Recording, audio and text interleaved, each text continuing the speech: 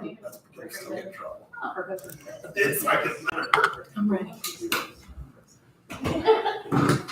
Let's open the meeting of the DuBois County Council with the Pledge of Allegiance.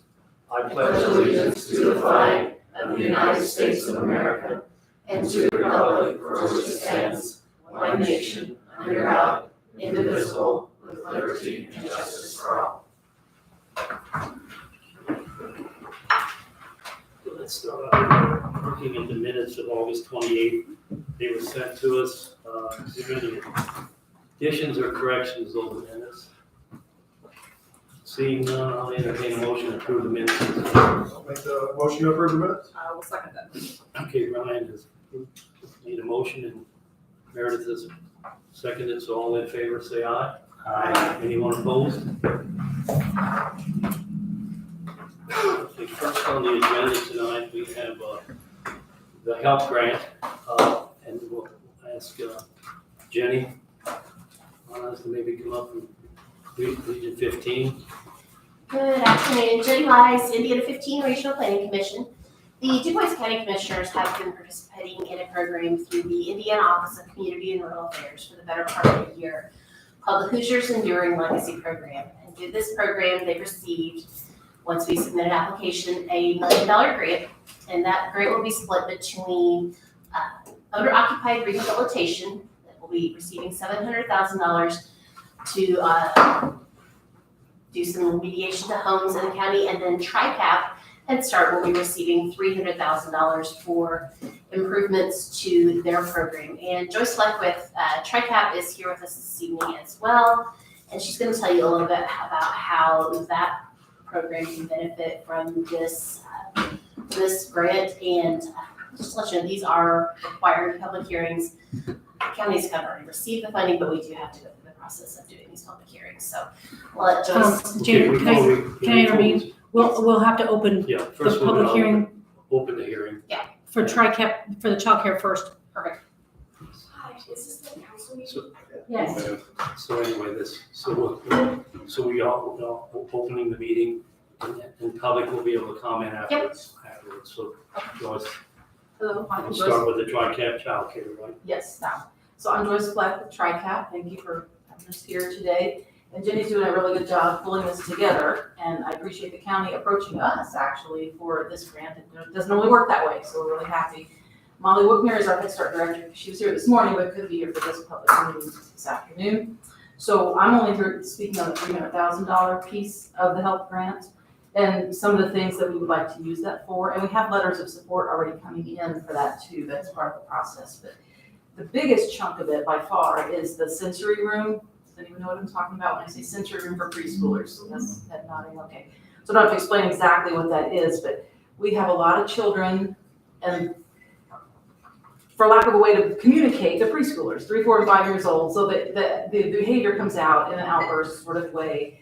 And so the sensory room is a place, an extra classroom space that we have, because as Chad explained it best this morning, he said, this funding might help open another classroom. I said, yeah, but for 1 year, then what? So the monies that we could put into this classroom for a sensory room and the equipment that goes in there helps not just the children that we have today, but the children for a generation. This stuff lasts. And it helps the teachers. We have 3 teachers in a classroom, so one can take the child out and into the room, or a whole classroom at a time if needed. And it's just, they call it different things. Minds in Motion, different schools call them different things. They do this in elementary schools too, but preschoolers are extra wiggly, if you will, and need a lot of ways to move around. So that's a big chunk of it, is the sensory room, furnishing that. I mean, we have the room, but furnishing it, okay, with the pieces that we need. Purchasing new cubbies for those 2 classrooms, those are still the original cubbies, but Sandy might remember, they're pretty, she probably bought them years ago, they're that old. So yeah, and a lot of little hands have been all over those, and we need to just update those a little bit. And if possible, funds to assist the families, because we don't bus anymore, Sandy might remember that too, but we don't bus the children in, but the families bring their own children, because it's really, essentially it's a full day program. But for families that don't have the transportation issues, they can use like ride solutions, but we could maybe get some of this funding for vouchers to see if that helps with that barrier, okay, for the families. Even though Head Start is free, but it's for income eligible families, all right? So we're needing that. And playground enhancements, the main thing we need there, playgrounds can be very expensive, and it's in really good shape. But the mulch, trying to point to something that you would talk, the black barriers that keeps the mulch from falling off the playground, you know what I'm talking about? Like, to really do it right, that stuff it adds up, right? So stuff like that. And then just overall budget support for classroom supplies, office program, parent incentives to attend parent meetings. That is a big piece of our program. So Head Start is about a whole lot more than just the kids in the classroom in that day. It's a whole family approach program. So we work intensively with the parents too. So we're trying to put a little piece of that in there as well. Okay, so I don't know, that's probably a little bit too general for talk about. I mean, I don't have like a price list or anything like that for, you know, $300,000, but those are the big pieces that we're talking about. Does that make sense? Mhm. Okay. I don't know if I can And answer any and questions. Okra, will they approve this? We will be working through with Okra on items that are eligible under their funding parameters and items that are not. And if there are things that become ineligible that Head Start's looking at right now, I know there's always a long list of wishes that they can fill in some things, so. And I think we've already given them some things. that Yes. They've been reviewing and they've not kicked anything, you know, big out of there, so. So, any other questions? Otherwise, I'll open it up to the public to see if they have any questions for Joyce on this. I mean, it's an investment for our community. It really helps. It helps the upstream into the schools. It helps everybody. So, And this was, you know, all this $1 million that we got technically from through the Okra, you know, I think the mayor was, you know, we got a big group of people that put a lot of hours in. Yes. Yes, yes. We're finally getting close to the end. And this is just a piece of that. This isn't the whole, yeah. Right, so I mean, it's just, you know, with that training and work we did, you know, we got this grant and so it's great. Yeah. So if nobody's got any comments, you know, we'll close the public hearing for the childcare. Need a motion. I'll make a Close it. motion to close the. Ryan has made a motion. And a second. Alex got it. Thank you. Alex has made a second, so all in favor, please say aye. Aye. Anyone opposed? So next up, we'll open the meeting then for the owner occupied rehabilitation. I'm back again for owner occupied rehabilitation. I'm gonna start this up here as well. We do have to submit a sign-in sheet for our public hearing. So I'm gonna send that out to you. As I said earlier, there are two components to this grant. $700,000 will go to owner occupied rehabilitation in the county. And this is for low to moderate income families in the county. And just to give you an idea of how much income they're looking at, a single person household in Du Bois County to be considered low to moderate income is $49,150 a year in income. A 4-person household is $70,150. So this can take in seniors, this can take in single folks, this can take in families that need some work done to their homes. And then through this program, we can do 5 things to the home. We can do roof replacement or repair. We can do HVAC repairs or replacement. We can do electrical work. If the home needs, if it has, the old knob and tube wiring, if it needs completely rewired, we can do that. We can do ADA access up to the threshold of the home, which includes ramps, handrails, any kind of grab bars or anything like that, and water heaters. When we look at the roof replacements, we cannot do gutters, downspouts, or facial work because that does get into the area of lead paint. And there we cannot do lead paint remediation through this program. And one great part about this program is that sometimes TRICAP can be involved and do the weatherization program, but there might be major roof leaks and you don't want to weatherize a home if you need a new roof. So this can be a great complement to that program throughout the county. We can get these homes with great roofs and better HVAC systems, and then TRICAP can come through and do some of their work, and we can complement each other on these programs. This program will be available to all residents of the county, not just your Jaspers, your Honeybirds, Hollands. It can be in the unincorporated areas, and one of the big things that we will have to do is to get this money spent by the end of 2025. And that doesn't sound like very long. However, we are pretty much through 2023. By the time we get all of this out there, we have to select an inspector that will come through and look at all the homes and kind of pre-qualify them and say, okay, this home needs this amount of work and these are the priorities that we need to take care of. And then select those homeowners and go through all that process. It will be into 2024 before we can start on this work. So, but that is, the commissioners have chosen that as the big portion of the recipient of these funds. And so the one thing that I would like from you all, since you cover the entire county, is to start putting the word out. We need homeowners, and we will start putting those the notices out that this is what we can do for you and how to contact me. This program is just a new thing for Du Bois County. However, the Office of Community and Rural Affairs has made this a permanent part of their funding for the foreseeable future. So if this goes over well, the county likes it, or the towns that are involved in the county think this is a great benefit to them and would like to continue doing more homes, there will be funding available in the future for this.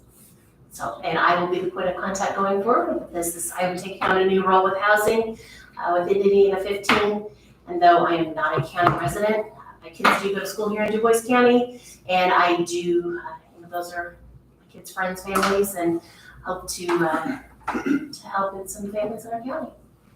How do you apply for it?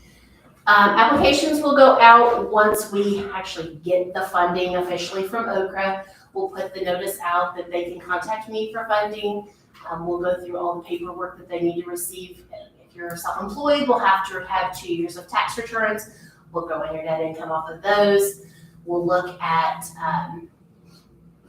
your investments that you have. That kind of plays into income as well. It's pretty labor intensive as far as paperwork, but they will be contacting me and I will get all of those folks set up and we'll have the inspections done and see if their homes qualify.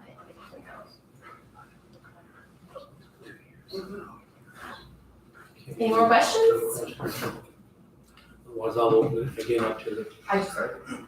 Could I just clarify something? Sure. When she mentioned about, I heard her say TRICAP in there, but for our TRICAP clients, they have much lower income thresholds for our clients. So not everyone that can utilize this program is going to be eligible for a TRICAP service. Does that make sense? So this is gonna help a lot of people that we could help otherwise. I can't necessarily say, yep, we're gonna weatherize that home because they got this service because they may be over income for weatherization. Thanks for clarifying. I wanna clarify that. Alright. But they could complement each other. Yeah, they could. Yeah. Yes, yes. That's open to any county resident. Any county residents, yes. How will you all work to promote that once you receive the funding? We plan on visiting as many town council, city council meetings as possible, and utilizing the town and county's Facebook if possible, and getting it out there as many ways as we can put it out there. And I think our best way is word of mouth, because once people start hearing about this, I think word is going to spread quickly. When the work's complete, do they have to stay there a certain time or they can turn it on and flip it? That was a discussion that after the commissioners meeting this morning, was that they were concerned about putting a lot of money into a home and flipping it. So there's going to be a little follow-up discussion on that. And it does, one of the big things is it does have to be owner occupied. This cannot be someone that has several rental properties that need fixing up. It does have to be the owner occupying the space. Well, that income limit would probably, Right. the 49,000. Yeah. It makes sense. I would think there'd have to be a limit on how, whether if you move within a certain amount of time, you have to owe some money back. Yes. I think that's a discussion that Chad kind of brought up that point. We're going to talk about that a little further. Sounds good. Any more questions? I'll open it up to the public. If anyone's got anything in the public. All right, no other questions, I'll entertain a motion to close this public hearing. Doug has made a motion, second. I can second that. Okay, so all in favor, say aye. Anyone opposed? The only thing that I would need from you is a signature, and Greg has reviewed this morning, just to be able to take minutes and submit those as part of the application that would require your signature. Okay.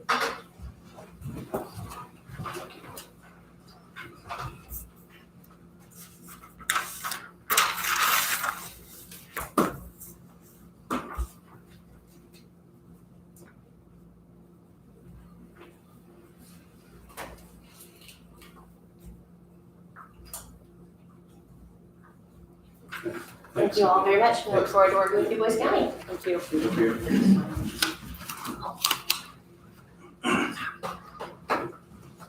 Oh, oops. I didn't sign that this morning, did I need to? That's all right, I'll put you on there. Okay, then we'll,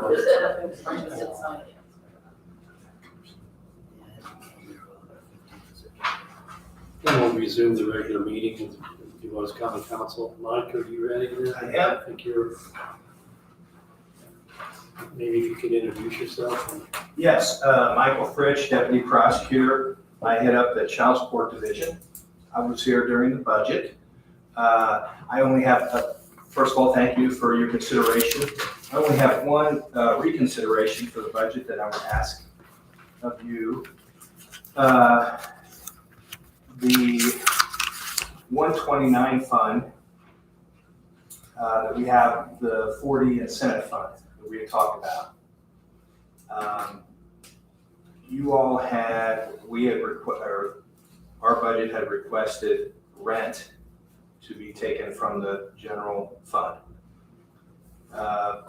You had this, or you actually nixed that, and so the budget does not reflect any payment from the general fund for our rent. Our rent is $1,700 with the new place we have a month. It's good for 3 years. I hope that you received, I think Sandy forwarded an email that had some information on it. Let me take one step back. I'm not gonna take a lot of time, but there's gonna be more time to talk with people outside of this. To clarify a little bit and to help you out, in fact, I'm learning as I go too.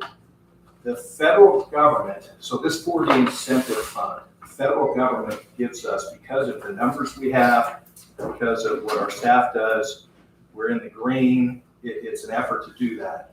We get a quote unquote kickback. It's incentive because the federal government wants to promote child support, establishment, enforcement, et cetera, for the children of Dubois County and every place. They somehow send us a check each quarter. The 40 incentive fund from that check gets 33.4%.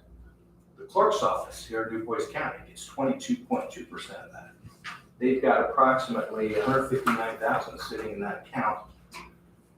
The county gets 22.2% of that. And the state of Indiana gets 22.2% of that. What the most interesting condition, the only condition almost, that the federal government says, those incentive funds have to be used for 4D child support purposes. So in the past, when Bill Schoenfeld had his private practice and the 4D, and he bought a printer, he had to allocate so much for the printer for the 4D and so much for his office. We don't have that anymore. Okay, so that helps a little bit. We will, at the end of this year, we're gonna have between 100 and 120, I'm thinking, in the prosecutor fund. If we take on 20,000 a year, it's not just off of that because we buy many things outside of that. Did you all receive my email or an email from? Okay. So I don't want to get into great detail. I hope that's self-explanatory. Basically, the idea is, can we meet you in the middle? Because it will exhaust our entire fund probably just in a few years, taking 20 grand over and above what we have. I had talked with Mike about it, brainstormed some things. So my request was going to be asking that you reconsider and have $12,000 taken from the county budget. But I'm asking now that $11,900 be taken, which is 7 months at $1,700. Because if we get a partial payment in there, it's going to be a pain in the butt trying to figure it out. So in other words, so my request, so we don't defund us so quickly, it will still probably be, negative, but it will be much smaller, that the county would take on $11,900 in that rent area, whereas before we asked for $20,400, which is all 12. 7 months, you can correct me if I'm wrong, but 7 months times 1,700 should be 11,900.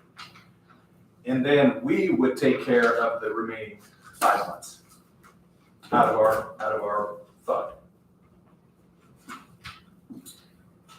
And really, and that's why I sent you that. Sandy was gracious enough to send that to me. It kind of opened my eyes as to the things that we do pay. And we do pay a number of things. Like I say, all that's in the email. If you have any questions, I would certainly answer them. But, so I'm just asking for reconsideration, kind of meet us part way, 11,900. And that's all I have, unless you have some questions. And I do want to say I haven't been drinking. I did have some dental work, so if it looks like I will be drinking afterwards, not before. Thank you for your honesty. Yeah, you're probably saying thanks. I was wondering what the hell was going on. I think, my comment on would be originally, they had asked for 20,000 for water, right? I just think, I can see your dilemma, I don't think we want to, completely delete that fund because of, your computers and the things that you have to pay for, on an ongoing annual basis. So, I think we, as a council, we should really consider doing this. So, anybody else has got any comments? I'll hear mine. We had an in-depth discussion, we were reviewing budgets, so I remember that clearly, so. I'm good with it. I'd be happy to make a motion to do that if we want to modify that. That's fine. If any, does anybody else have any discussion first or? As broad as it is long. Yeah. So I'll second his motion. the motion is to. To approve the 11,900. Well, I don't know if we really need a motion because We you're gonna don't. put it in the budget and then you're gonna approve it in the budget. Okay, fair enough. So. All good. I think- Thank you all I think very we're much. good. Thanks for coming in. And I'll be down headquarters if you want. Open bar. Keep the tab running there. Got it. Thanks.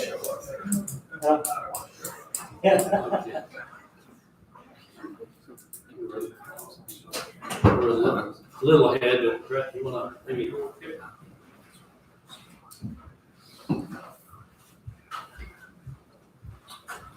Okay, reason I'm here, so the county was awarded Safe Streets for All grant.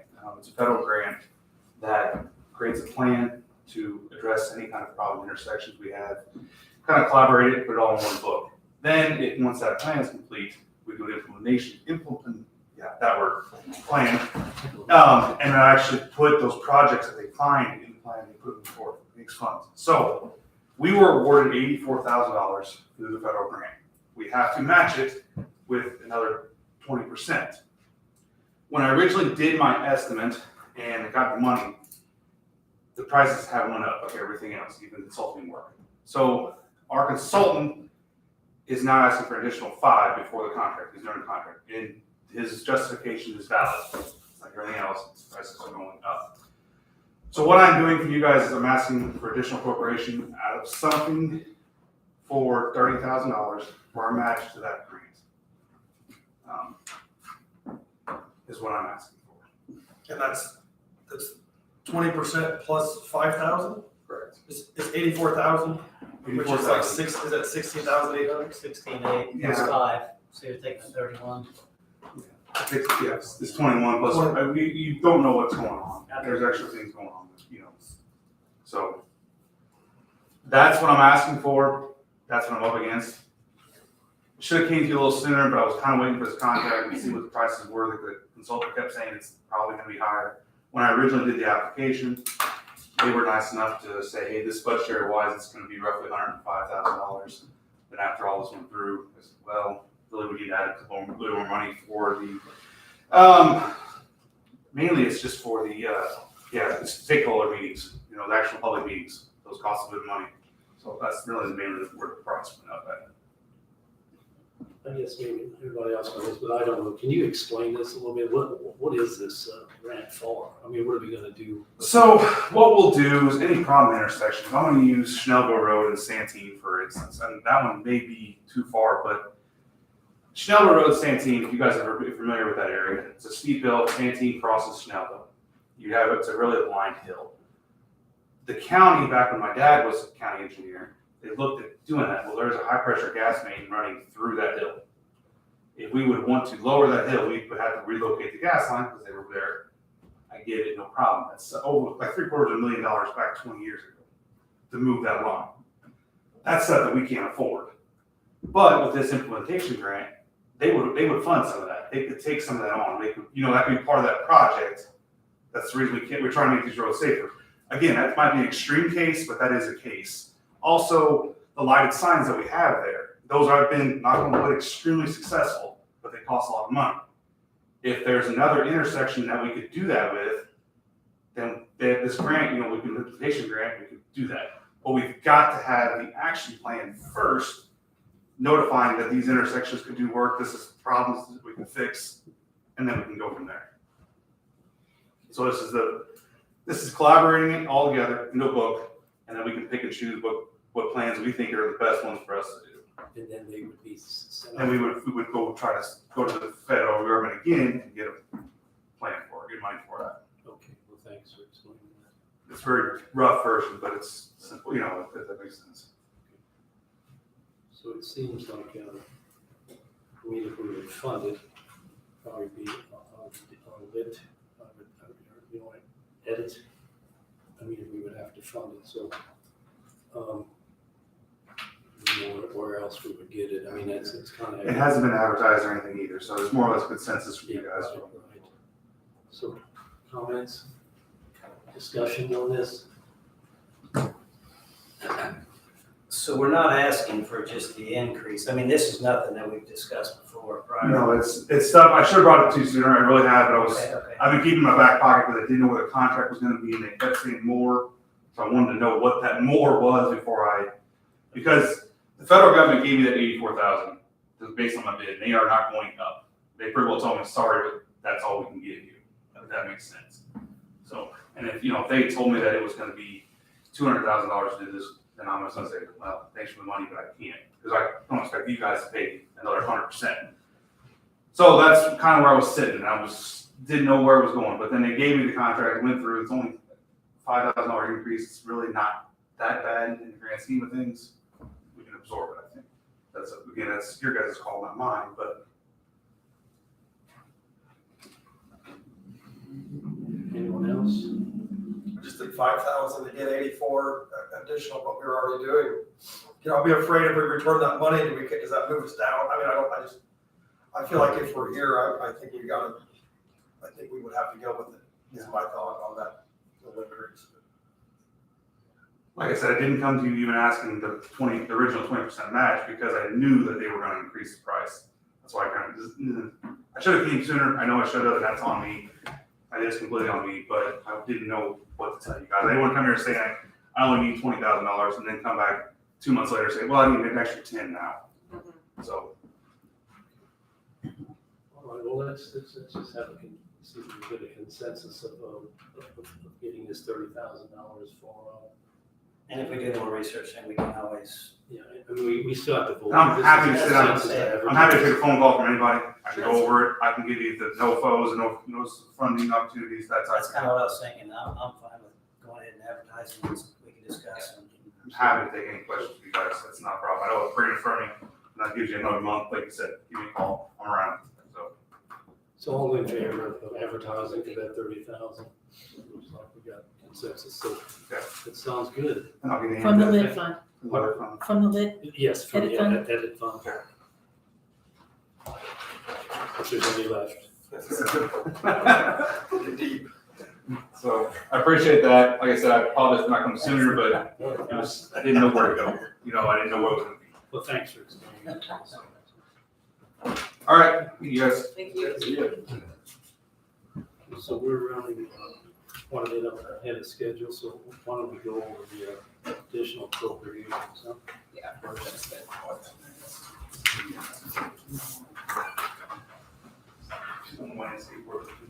Thank you for the. okay, Amy's here, so do you want to talk about your child support recoupment, or do you want me to, I think you kind of talked about it last meeting. Out of county general, $665 for child support recoupment in the clerk's office. So, is there any other comments on that in particular, or otherwise we just? You have any questions or discussions on that? Okay, so otherwise I'll entertain a motion to approve that $655. I'll make the motion to approve the $665. Ryan has made a motion, you have a second? I'll second. Sonia has seconded, so any other discussion? Otherwise, all in favor, say aye. Anyone opposed?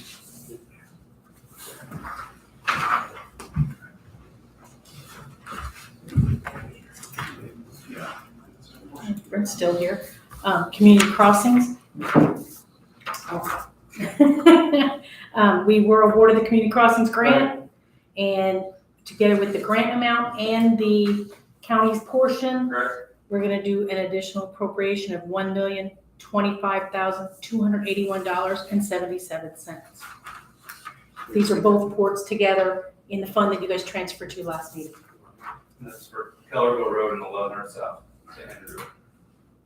I think we had that discussion, so again, if there's no other discussion, I'll entertain a motion to approve that amount. I'll make a motion. Doug has made a motion, and I have a second. I'll second. Darryl seconded, so again, any other discussion, otherwise all in favor say aye. Aye. Anyone opposed?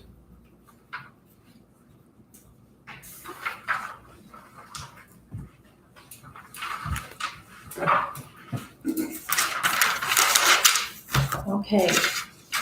Northeast Du Bois School Corporation. Dr. Rashi was here last meeting. For the debt service fund, she's requesting $64,000. And again, that's nothing out of our coffers, it's strictly. You're the adopting body, fiscal body for them. So, any other discussion, otherwise I'll again entertain a motion to approve that $64,000 for the. I'll make a motion. Northeast I'll Du second Bois. that. So there, all in favor say aye. Aye. Anyone opposed?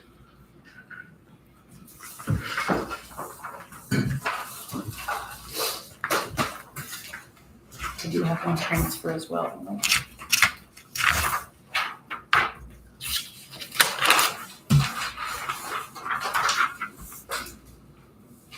Is that all the? I have one transfer left. I didn't have it on your agenda.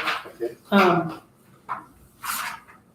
In the county general fund, I have a transfer from capital outlay of $200 to office supplies in the weights and measures department.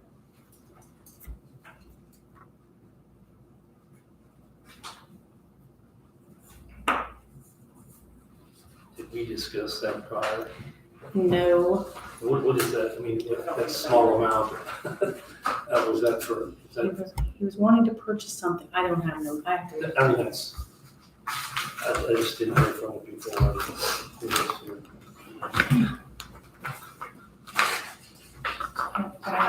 Is he needing new equipment? No, it's for an office supply, so I think he's wanting to, I remember, he's wanting to order stickers for gas pumps that are no longer approved. They're like denied, and they last for I don't know how many years, and he's out of them. Okay.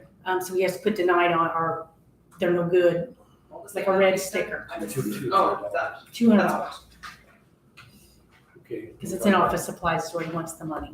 Okay, Sorry. that's good. So again, any other discussion, otherwise I'll look for approval to, motion to approve that $200 transfer. I'll make that motion to approve. Meredith has made a motion, I have a second. I'll second. Sonia seconded, so all in favor say aye. Aye. Anyone opposed?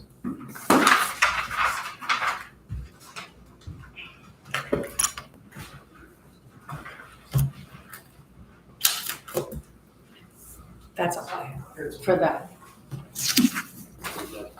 That part of it.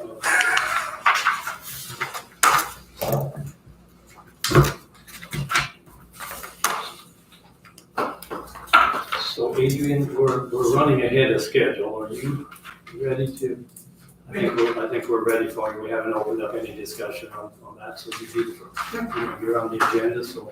You can do that. So I'm gonna. Officially, my name's Adrian Engelberth, resident of Jasper, Indiana. Coming before you today, I printed off some stuff. I've referenced, I want to kind of talk a little bit about population stuff going on here in the county. It's, it's 2 sheets. Oh, 2 sheets. Oh, okay. Okay. Looks similar. Yeah, they are sorted differently. So what I did is right after the census in 2020 came out, I was curious and I decided to sort it. I call it a measure of torture because who really wants to do this? But I did because I'm an engineer, so data-wise, I get very interested in these things. And because also I've been following, I've run for office a couple of times. I've been kind of, what can we do for the county to continue to grow and to continue to get better? And the census, if you look at it, page 1 itself is a very interesting page because I went to a website, extracted census data back to the 70s and I split it from 0 to 5 and every 5 years after that. What you're finding is you can dial it all the way down to every single year if you really wanted to, but it gets very noisy and it's very hard to understand, very hard to picture. So what I did is I sorted it every 5 years, giving a picture, and you can follow that generation on a diagonal. You notice some of them are color-coded on an angle. That's following a generation, and that generation will be the beginning of what they call the baby boomers, the Gen Xers, the millennials, and the Gen Zers. Even going back, there's other colors going back to the silent age, the Gray's generation, and so on and so forth back in time. You could track them, and you could track their populations by the census data. The official one and the 5-year number. So you could actually watch that go through time. Because when I run for office, one of the things that everyone likes to say is, no kids come back. Oh, the kids aren't coming back. What you find out is this, almost the same percentage of kids always come back. It's except for 1 year, which is the kids born from 1980 to 1985. They're the outlier. They did not come back in the percentage. Sorry, for those who are messing. For whatever reason, it was a higher percentage that went off to college or whatever and did not ever come back. What you do find is kids leave and then they come back. There's a population dip around 30, comes and flattens off and goes on. So, that was a very interesting finding because a lot of people say kids aren't coming back. Well, you don't have enough people to work. Oh, they're lazy. They don't want to work. That's like the big thing. The kids are lazy. They don't want to work nowadays. And if you have kids who work, they're like, we're all working. There's just not enough people here. And, it's just very difficult for them. So they talk about stuff like that. So from a population standpoint, when you track that, what you do see coming, and it just started with the 2020 numbers. On the first page, it's an Excel document. So I calculated what I call the working age years, since I did it by 5 years. So it's from 20 to 65. But you'll notice in 5 years, in the next 5 years, you're going to see a decrease. Boom, boom, and boom, and then in 15 years, if trends follow, you're talking about roughly a 2,000 person for the county, right? So this is not a Jasper thing, this is a county thing. So since I'm from Jasper, I just want to make sure I'm not talking about Jasper. Countywide, you're seeing a decrease coming of somewhere around 2,000 to 3,000 working age people, right? Because you have to assume, there's an 18-year-old and there'll be a 19-year-old that will work. But you have to, from a data standpoint, they're going to always be there. But what you're seeing is in that core group, and what it is what the end of the baby boomers, those born up to 65, we'll call it based on that. Those people, when they move out of the workforce, due to demographics, right, there's a chart on the bottom of the first page where you can kind of see a dip, the Y, which is the Gen Xers. And that's my generation. Went down, right? Lots of reasons. Vietnam War, it was going on. You had Roe versus Wade. You had stagflation. You had all these reasons that people stopped having kids, right? That's a lot of that studies going to say these things. And then you had the millennial bump, which was real. We had it in this county. It's right there in the data, 1980 to the year 2000. There was a huge increase in births. So what happened is, well, at the end, you had a lot of Gen Xers having kids. Well, what you're seeing now is a lot of the early millennials are having kids. They're not having the same amount of kids as what the baby boomers had. The days of 4, 5, 6 kids, gone. They're just gone. So what you're going to see on the chart is estimates based off of what we're seeing in the schools and stuff. You're seeing a flat line. You're seeing a flat line. The amount of kids, instead of going back up, is flatlining. And so you're seeing a trend of the amount of kids in the schools county-wide flatlining, which is, at least they're not going down. But the data of the last 15 years is fairly steady. It's hitting the same numbers all around 2,700 kids in that age group, right? There could be kids coming from outside the county to come in, but these are kids who live in the county. So you have a flat line going on, and this is a lot of data according to my point. But you have this flat line happening. And what's happening also is that one section, 80 to 85 of the millennials who didn't come back, they haven't come back because they were one of the larger population piece. And so what you have is two things happening. You have a lot of, this bump leaving the working force. You have the beginning of the millennial bump really didn't come back for whatever reason, their choice.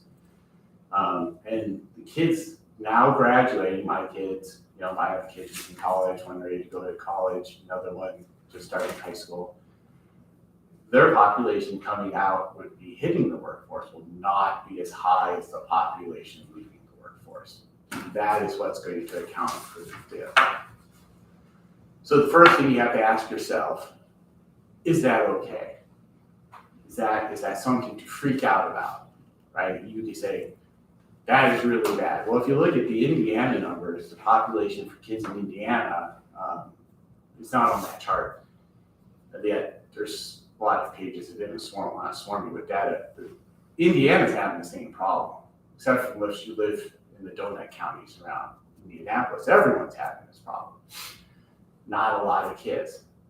And so the key is, as you look as you're from a spending and your researching standpoint, because I do want to talk about economic development, a lot of things. I follow a lot of economic people, I read a lot of some papers, what they do talk about, what you want to do. You have to come to grips that maybe a county will not actually go up in population. You sometimes got to come to a grip. A lot of these, we're not doing too bad compared to the counties around us. Spencer County from 2010 to 2020 lost over 1,000 school-age kids, population-wise. They lost a high school worth of kids. Martin County is under 10,000 people, and they're not growing. Pike County is not growing. Crawford's not growing. These counties are not growing around us. They are going down. So then you talk about a regional workforce population that is not going up. It's not going up. Only places that are seeing a spike is in Davies County, where FarBest is moving, people on green cards or visas or whatever to come work in their plants. And that's in the northwest corner, it's the population increases up there. If you go to Indy Star has an interactive website from 2020 that's still there. You can dive all the way down to the district level or precinct level. You can go we can go to Jackson, you can go to, Bainbridge, you can go to all these different precincts and look up what's going on. And it's a shrinking, and in Du Bois County, there's a line right down the center. Eastern half, red, top to bottom. Every single county is not doing it. Every single, the whole half is just not shrinking. Jasper's doing pretty okay. Northwest corner of Du Bois County is flourishing with growth. It's a high percentage growth, right? And you see a little bit of growth in Southridge and down towards Holland, but not so much. And so it's the county in itself has a little bit of growth. So from an economic standpoint, you want to say, well, we're not doing too bad. We're holding the even. We did win up a few thousand, a couple hundred people. Well, from 2010 to 2020, Du Bois County lost around 400 kids, population-wise, mostly centered around Northeast Du Bois and Southeast Du Bois School Corporation. Jasper and Southridge about held pat. And these are not kids going to the school, but who live in what you would call school district boundaries. And I think a lot of kids come in and go out, so it's hard to track that. So you have to just going by census data. So I think Jasper it was a rough loss of just a couple dozen, and then Southridge might have went up a little bit, or I just went down a little bit, going off memory here. But the key point is, from a county standpoint, economic development wise, what do you want to do? What do you want to do? The data around us is not good. The data in the county is good-ish because we went up. Oh wait, we went up because the population that was retired is going up, and that's on that chart. There's a sorting part when you talk about retired age. Coming here soon, we're around 7,000, or maybe that was the previous 5 years. So it's just in the 7,000 range, which you call retirement age people over 65. Here in a few years, it's going to be like 11,000. I wish I printed off a picture myself. Sorry, I realized that when I got here. It's right around 11,000, so you're having a huge retirement bump. So you have to wonder, are people moving here to retire? Is that an economic development thing? How do you grow? Is that good? Is it bad? And so as you're being pushed and pulled to do things, and it's not, it could be anything. What do you want to do? You go to these studies, Ball State in Indiana, we just had that thing this spring where everyone's sitting around talking about how can, quality of life projects, all these different projects, what can you do for the county? It all takes money. So you have to ask, well, there's a lot of ideas, what do you want to do? So what Michael Hicks has always said, and he's been saying, and ironically, this all started right around when my mom passed away. Because I had some time and I emailed him once, and he responded. I was kind of shocked. I'm just a guy. He's a professor. But I started following him more. And the data shows from a quality of, as you grow, it's all about this quality of life, but even a little bigger picture than that. But it is all about quality of life if you want to continue to be a place that people want to move to. And quality of life is opinionated. It's whatever you think it is, somewhat, but there is some hard and fast data. The hard and fast data shows your school quality is over $6 to $1 return on investment. You put $1 in, you're gonna get $6 out. The next closest thing is you put $1 in, you get $1.50 out. And you have to think of it that way. It's a data point. It's not really dollars. It's a data point. I mean, as a county, and then just recently there was some data put out that the only areas that saw kids population increase were grade A schools. Every single other grade saw population decrease. It sure looks like parents are moving and purposely picking their kids up when they can and moving them to high quality schools. And so, that's a huge deal. And I bring that up because Northeast DuBois does kind of fall under the county. It doesn't have it's run by the various people up there. It's not like there's a school corporation that's voted for. So it kind of falls under the county. And so you have to ask yourself, what can you do for the county, right? And as a county for this school, and what can you do for a lot of schools? And it brings a story that just happened this past week. A friend of mine who lived in Chicago with for 15 years. They live in Terre Haute, just outside Terre Haute, Rose-Hulman, and they're building a casino. Everyone hates it. The guy who wormed his way in, building a casino, but their schools are falling apart. They said the executives, all these things coming in, are walking into their schools, looking at their schools, looking around, and they're leaving the county. Going, I'm going to live over here, put my kids in that school. I am not using the school in Terre Haute. Terre Haute's not a small community. And so, that's a real world example that's happened within the last few months of, an executive level person running a casino who doesn't want their kids in their schools there. Because they're not, they come here and they've seen our schools and they're like, they come to Jasper and like, who pays for all this stuff? You tell them, well, there's this never ending bond that the school corp refuses to let go. So they have this continual influx of money that they get to spend. They get to spend it on these projects. She's like, you have no idea what it's like in other schools. We're not getting, building or the impress, they don't walk in, it's not impressive. I walk into Jasper High School, or I walk out in the middle school, and I'm impressed. I would put my kids here. I haven't even cared about what else is in this town. The schools would be immediate thing that they're like, this is nice. They haven't said one thing like, you have Ohana's or something, which is really nice, but they haven't said that. They came here and like, we're just gonna go eat at Applebee's. Okay, it's weird. So we have a really good Mexican place. No. Pizza, no, we'll just eat at Applebee's. But you got really good schools. It's a really interesting comment. People who went to college, lived in the big city of Chicago, lived with us with their, we all packed up and left when we started having kids. But it just ended up that way. And so, in a generic sense, you talk about funding, and you talk about spending, and what you're going to spend on. As the county, you have to have a grand picture of the county. What is the best for the county?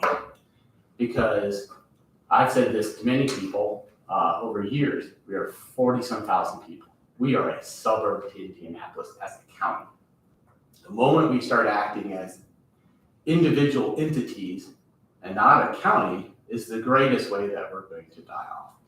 Because in this day and age, with the counties around us bleeding people, we can't afford to have this like Huntingburg. Like, you can have the fun of the schools, right? But you can't have a real life, well, ask Jasper, that's Bergen. Not being from here, I think that's kind of weird. I've lived on a lot of subdivisions. That's such and such subdivision. They're crazy. It's like they're all people you drive across the road and nothing changes. It's just a different government. And so as a county, we got to make sure, asked to spend money. If a project specifically you don't think addresses things that the county wants as a priority, you got to have a heart. It sounds great. You can have all the greatest projects in the world. You could be asked to build the next basketball arena like Evansville was.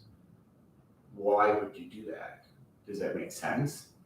You gotta know what you want to do. If you want, I'm never a big fan of TIF. The fastest way you can start infighting in a county government-wise is TIF. What does TIF do? Steals money from the other communities. Does it steal directly? No. You're talking kind of in a picture. It takes the tax rate, drives everyone's taxes up. It leaves everyone else at a floor of an AV where the entity with the TIF gets to take the rest of the new money. And so at some point you hit this 1% constitutional limit. The other entities can't, if they want to put through something, they have to referendum everything. They can't just raise their tax rate to get more money. And so it's something, so you have to be wary, I would say, from a TIF standpoint, be careful about spending money that way. So as from an economic development point, I think it's very important from the data. I think I would encourage the council to find this IndyStar website. It's really easy. You type in IndyStar Census 2020, and there's this very interactive link. You could have this picture of the area. Everything west of us is dying. Everything to the east of us is growing. We're in the center. How do we do? From an economic development from the county, do we have to reach out and make ties to New Albany and tell Evansville, sorry, you guys are shrinking. Our future is to the east right now. We'll keep ties to you, but maybe we have to, as a county, reach out. How do we get better roads heading east? How do we work going east somehow to reach out to New Albany, Jeffersonville, and Louisville? Owensboro is growing. Maybe you gotta kind of go, maybe the Mid-Star State Corridor isn't such a bad thing. Half the county now stands up and starts screaming. But, at some point, what if that's like the biggest thing that the county can do, right? So, I encourage you guys to continually think about that, but that population data is real life what's happening today. It has 2021, I think I sorted it out, but the 2021 numbers I have in there, that's the latest ones I've been able to get a hold of. And it's all holding flat. There's not a big cliff, not a big rise. It's all kind of, but you got to track that. And since you give money to, the economic development arm, which is Du Bois Strong, I would encourage you to ask them to continually send reports, what's going on. Maybe the commissioners have to do that. Encourage the commissioners. Understand the population. How do you spend money? What if we're spending money on something that won't help us? Northeast Du Bois. How do you get I mean, who's been in Du Bois and realized you don't have a cell signal? Has anyone driven in Du Bois recently? If you have AT&T, I think Verizon's the same way. You have no cell signal. The people in town know they have no cell signal. And they've worked around Wi-Fi and other things to call people because they have no cell signal. 4-H fairgrounds had, during 4-H fair, if you had AT&T, you had almost no cell signal. You have a couple thousand people, so if that happens, there was even a count of the scouts being out at the 4-H fairgrounds. A storm was coming. One person happened to have Verizon and catch wind of it because they walked out of the building because Verizon's not that great. And they got this notice that there was a storm coming. The only other way they would have known it would have been coming right at them. That would have been their warning. So the other thing Michael Hicks talks about is you got to be wary of your quality of life. And quality of life by data is in this order: schools, public safety, infrastructure, and then parks and recreation. Those are how you build quality of life. And I would encourage just maybe even asking him to come in and speak. Maybe have the commissioners have a really, have something to have. But I think it's a big topic. I think this is important for the county. I think, not the future hinges on it, because that sounds very extreme, and too much extreme talk drives this world. But I think you really do need to understand some of this data as you're going forward for some of these projects. Where's the infrastructure of the county? How's your schools doing? Is there anything the county can do legally to help them? I know there's all sorts of rules and all sorts of stuff. So that's really all I wanted to say. If you have any questions. I don't know if I'm over time. You got any questions or any other topics? I didn't. I haven't digested that. I tried to pay attention to what you were saying and going through, so. The key is, analysis. It's just kind of a funny chart because, vertically on page 1, it's the top is, the population by that census year, it's top to bottom. So if you put 1980, you go straight down, that's broken down every 5 years, that's the population that they graph. And now they're doing the official census data, 85 is their estimate. So a little bit of grain of salt with that, it's an estimate. But then if you go horizontally, you can track that age group every year. You can see, are we growing with 30 to 35-year-olds? What does that mean? Is that good? Is that bad? But then you can follow by birth, right? These are the kids who were born. This is their population falling on a diagonal. And you can follow that on a diagonal. And then that's where you get some of the other sorts, like a lot of the page 2, I resorted it a little bit differently because maybe it makes more sense to sort it differently. And to be honest, and there's even on the bottom of page 1, the Latino increased population. That is going to be an ongoing growing aspect. And so that is something, we were brainstorming some ideas, a couple friends of mine, is the county kind of helping fund an ESL, English as a Second Language program? Does that even make sense? Because, being at Kimball, I know a lot of the Hispanics, it is a second language, and it's, wide variety of can't to can. And it's just different. No, my thought was, I didn't have enough time. You guys had any questions. I didn't have enough time to churn that. I kind of understand the concept. So you're basically coming in just to try to help and give us information. And Yeah, this is hard. I mean, those charts took weekends to resort, reformulate, and make sense of, and dial it in, run a percentage, what's the actual, come back to do a future estimate, because it's all about the future. And, you're like, well, we want to track people here, we want to move people here, we want to do this, we want to do that. Every single rural county in America is saying the exact same thing. And some guys are just like, you are what you are. Maybe like the Ball State study I was in when they were here. It's like sometimes you just got to take what you're best at and make it even better, and everything else is what it is. You're not going to turn from Evansville to Fort Wayne, right? Evansville is Evansville. It has its neat natural features. You're not Fort Wayne. It's different, right? And so you have a different. What is Du Bois County's? That was what Ball State tried to push. like in the data, what are you? How do you get better at it? What do you have that you can improve in your area? I don't know if that helps. And I'm not a professional per se, but I've been doing this long enough, running for office and researching this, that, I don't see a lot of Du Bois Strong doing a lot of this sort of talk. This is the hard talk. This is the data is not good. What do? If you went to another county, that would be even worse. You'd be like, want to grab Spencer County and shake them. Do you not see what's going on? I mean, you're going to be shutting schools down here shortly. Same with, Pike already did it. They already shut down one school. So, not saying we will, but at one point we'll, hey, we're going to have to consolidate start talks. What happens when that starts happening? We don't want to get to that point, maybe, but those are the hard questions. Where do you spend the money?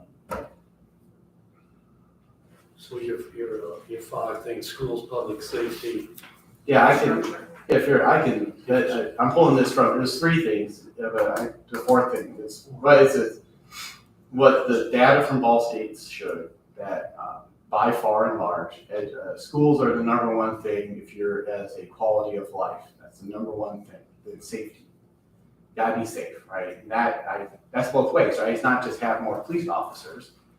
If you look at the big city, people have to feel safe from the police officers. So there is that balance, not just police officers, but a well-rounded community where people feel safe with the officers that they interact with. And it's not going to be some crazy YouTube video where the guys and we don't a good interaction. That's the public safety. The infrastructure is always huge. If you have bad roads, and I'll tell you, we have some of the best roads. I mean, I have family up north, and it's still dirt roads, graded roads. They're trying to get, what's that called? Rock with the asphalt in it. Chip and seal. They're still trying to get chip and seal. It's just crazy how bad the roads are. So that's a really good thing, but continuing to have it. That also goes with just sewers and stuff like that. Sure.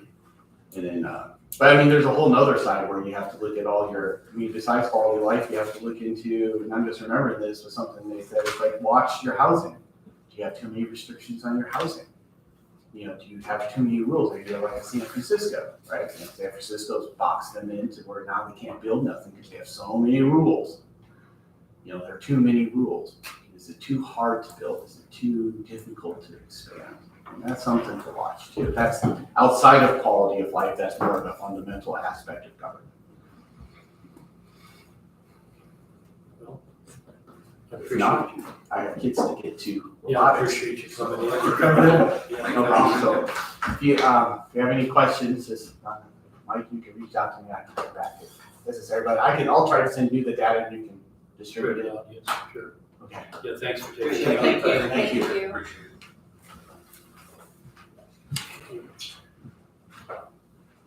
It seems like we've got a lot of people in the audience, and I'm going to open up public discussion. If anybody wants to say anything tonight, we're going to go over the budget. We went over one item already that we had to touch base on. Is that my key? Sure. I mean, if you'd like to come up, that'd be great. If you don't mind, just for a second or two. I think most of you know me, Mike Steffi with the Tri County YMCA.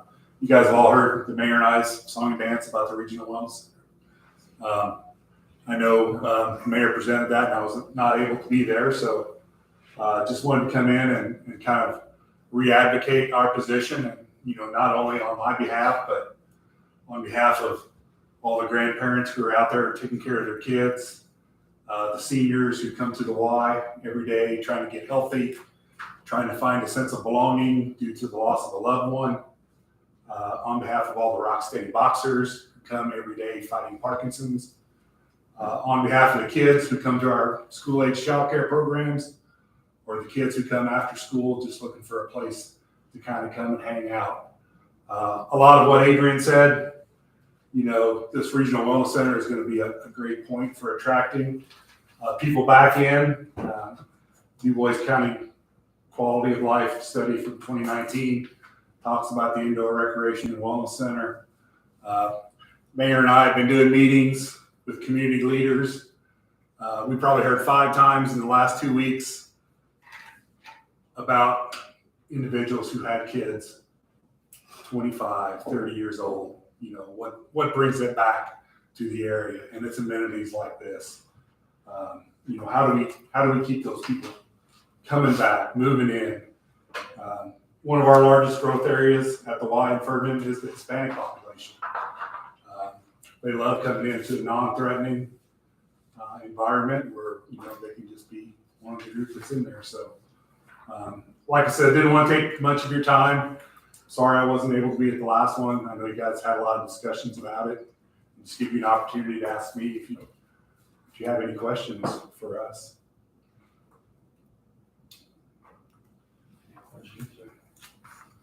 Always here, better ask. Yeah, I know Mike and I talked a little bit, and you know, we've been working hard about planning for the future. We're integrating a new accounting payroll system. As I mentioned, we probably met with 24 leaders, businesses in the community to drum up fundraising support. That's going, it's going very well. You know, we're kind of all in on making this happen. I know the mayor and I are both all in. We think this could be one of the most significant projects undertaken. Not only, we call it the Regional Wellness Center because we know we're gonna have people coming from Pike County, other counties, but really for the northern part of Du Bois County is where the most impact is gonna be. So thank you guys for your consideration. I think the only thing I want to say, I think you need to still continue to get it out to the public, because I think there's a misunderstanding on a lot of things, a lot of iffy things that people don't understand, and you know, and I hear a lot of it, but I think, you know, the city of Jasper's running this or starting it. I think they need to get this out. I think Free Press does a good job with it. Yeah. To try to get a lot of the information out, but there's just a lot of misunderstanding yet. Yeah, it's, you know, Because you're talking about it a bit. I read some of the Facebook comments and things, and I'm not going to respond there, but happy to speak with anyone privately, publicly about any concerns that you may have. But, you know, we're all in, Alex. I was just gonna say, you know, Adrian kind of made me think, you know, the fastest growing county in Indiana is Hamilton County. I actually work for a company out there. They have no shortage of parks, community centers, Grand Park. If we would ask the Hamilton County Council if they regretted building Grand Park, I think the answer would be no. So Waterloo building right next to Grand Park. yeah, And the YMCA. so I think you've got a good point, and he has a valid point with what people look for in communities. But we've checked those off, and if anybody's gonna say that Du Bois County has lacking public schools, I'm not saying he was, they would be mistaken. Right. So, Totally agree. All right. Well, thank you. Thank you, guys. Okay, anyone else want to, Tammy, would you? I will just say that I lived in Hamilton County for 18 years. It was great. They had everything. It was like Disney. When I was moving back there, my friends were like, "Are you gonna be okay there?" I was at Holiday World and the lady behind me tapped me on the shoulder and said, "Are you Gloria's sister?" And she goes, "Oh my gosh, you're not gonna be able to hide at all, are you?" And I go, "It's okay." I told my kids when we moved here, everybody's gonna know you. So if you do anything, I'm gonna hear about it. It's just, it might be a day, a week, or a month, but I'm from one of 13. Somebody's gonna know you, and we're moving back to a small town. We came back for a job. My family is here, no regrets. But Hamilton County is not Du Bois County. There is a lot of money and there are a lot of high-paying jobs. When I took the job as clerk treasurer, which I loved, I took it in 2018, I made what I made 20 years ago working 4 days a week. So I'm not trying to say this is a great project. It's an expensive project. The budget we work on in Ferdinand, we make it work. We don't get any Okra money because we don't qualify. So what money we do get is either really dictated by the state or the county. We can't raise taxes. I took this job. I didn't know how government worked, and I don't know how much you guys know. I'm pretty much told, "Oh, please don't do that, thank you." I have to, sorry. All the tax money I get is told to me. All of it. So we distribute it between general fund, MVH streets, park and some to our CUNY cap fund, which goes to the fire department. Our entire property tax budget for this year is right in the $1 million. That's all the property tax money I get. So when I hear asking for $1 million, I'm like, I didn't know I could ask the county for money. So that's a lot of money. And I see people every day that come in to pay their utility bills that have questions if it's $30 or $40 higher than the last month. The Y in Ferdinand's great. We belonged to the Y when we lived in Indy. We belonged because my mom went there and she went till she was 91 years old. It's a great place. I hope that it stays functioning. I hope people stay with memberships, but I know people that drop over the summer because they can go outside to parks and their budgets are that tight, so they do that. I don't want to sound like a complainer, but I hear a lot of it. People come to me and say their concerns about this size of this facility and what it's going to do to the community and what pressure is going to put on the people. And can people really afford the membership dues that it's going to be? And what's it going to do to the businesses that have fitness centers and they risk their own money to build a business? And now they're going to be competing with something that's being funded with county dollars. So I thought his talk was very interesting. When the paper picks out things and you hear bits and pieces, he kind of sounded like a wild, kind of going rogue. He's got a lot of good points. I mean, honestly, when I was coming here, somebody kind of teased me and said, "Do you think that man's gonna be there?" And I go, "I don't know," but I learned a lot listening to him. I mean, I went to Forest Park. I was very happy with the education I got there. I went to IU. I became a CPA. I worked in public accounting and then worked for a real estate developer. And then I had one child and I had twins and I said, "I'm out." And my boss goes, "It'd be easier for you to go back to work." I don't know. I wouldn't change it. I stayed home for 18 years and then my kids were off to college and then I took a job as the clerk caucus. I went in 2 years into her term. I've been there since 2018. The DLGF rep told me it takes you 4 years to figure out this job, which I would kind of agree. I had no idea that so many things were just told to me, and I tell people all the time, the hardest part of my job is asking permission to do my job. So anyway, I would just highly caution you funding that because we have a lot of needs to our parks, which are free. The paving needs to be done. I think Mike brought our park program. Mike's on our park board. The trail at 18th Street Park needs to be repaved. It's in our 5-year program. Meredith came over, thank you. She took a meeting for an hour listening to me go on. We don't have a sprinkler pad. We don't have a pool between the high school, the town, and the Y. That's kind of still a sore point, and I hate to throw that up to Mike again, but he hears it every day. The Y at Ferdinand doesn't have a pool. So I don't know, everybody wants something. Is it a want or a need? And do you really need that? Because I do think schools are the most important thing. I thought that gentleman had great points, so. I might, we want to maybe clarify or whatever, the county council's not the one that's, I guess, initiated and doing the project. We're, Right. We've been asked to be a support function and there's been a lot of discussion, because we're representing the entire county, so Right. it has to be a project that we feel like that as a county that we can support. The Huntingburg Distiller project, some people, was it something that benefited the county? Well, when you're building an overpass and trying to free flow traffic, ambulances and things getting to church, you're supporting the entire county. This is a project that not all of us agree, whether it should be funded, but you can argue that it's for health funding, which is a priority from the state, and it is something that is going to affect the biggest majority of the people in the county. And I don't know. I would have to assume, I don't believe that they're going to neglect the people in Ferdinand. I would think that has to become a priority too. that we're gonna have to do both. I don't have the answers, but I'm just saying, we're an entity that has to look to potentially, if we wanna help support, the city of Jasper and Memorial Hospital, the National Guard.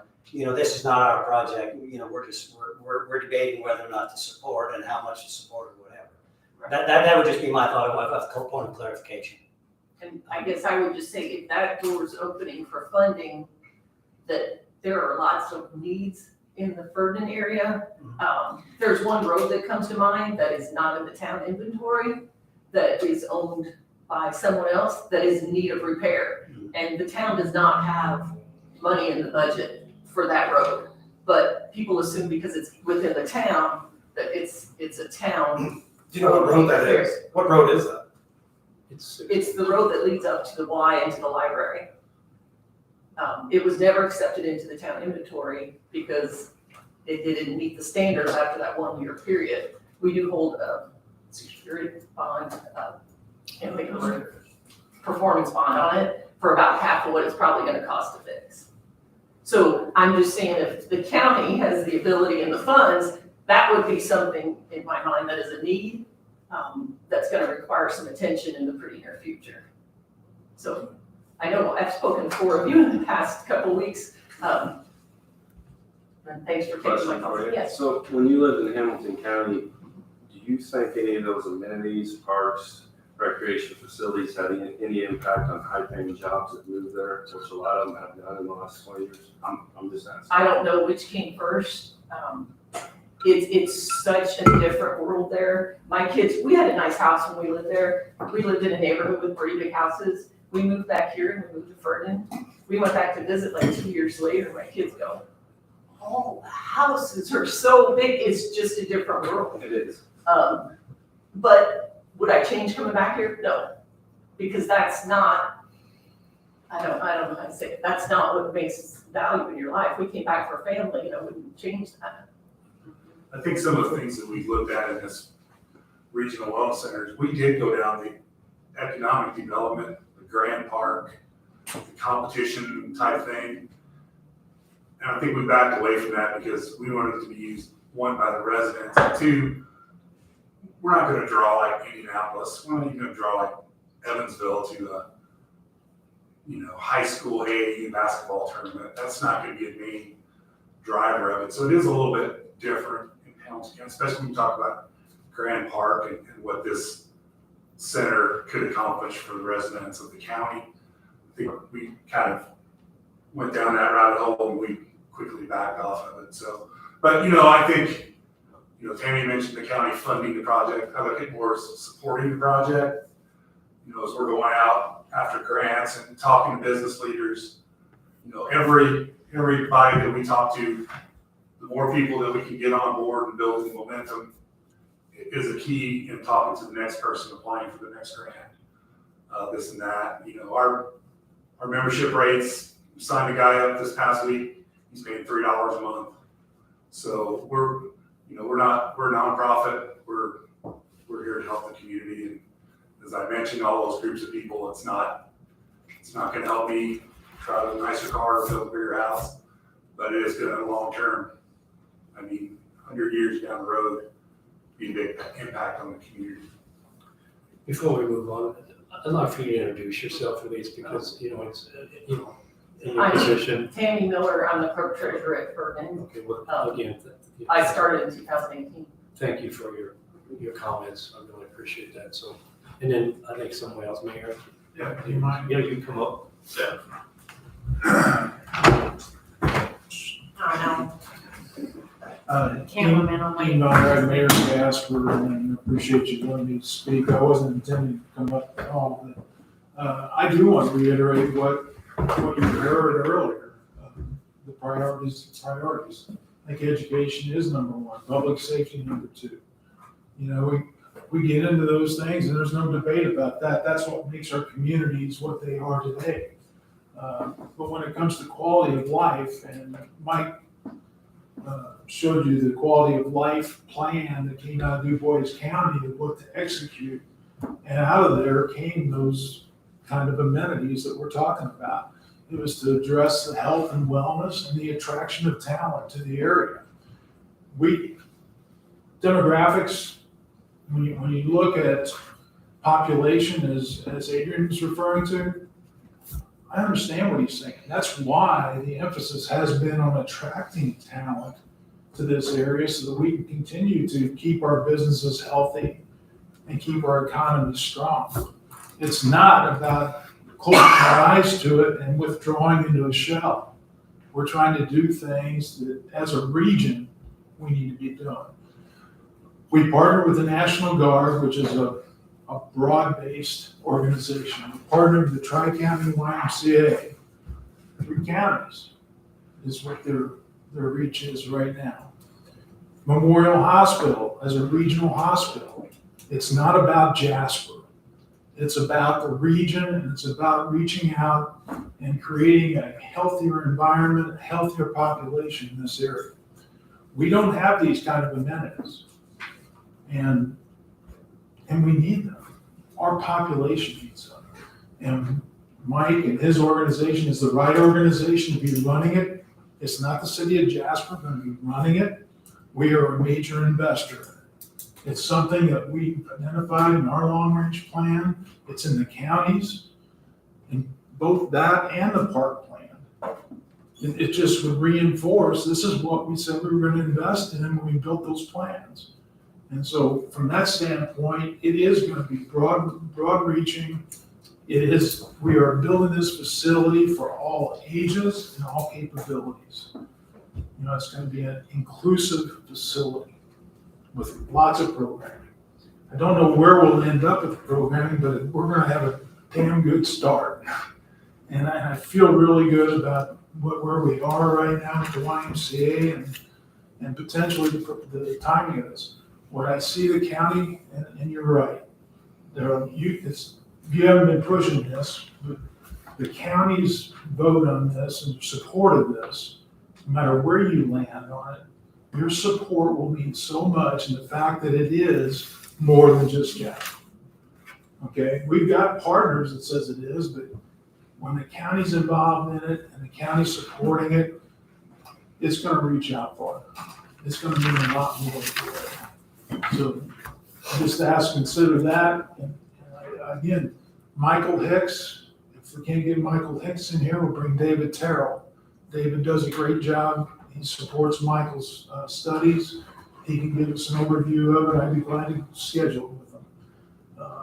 But they're great. And they understand where the economy's going and what's creating growth. Adrian was right on with that. It's about attracting talent here now. Thanks. Thank you, Joe.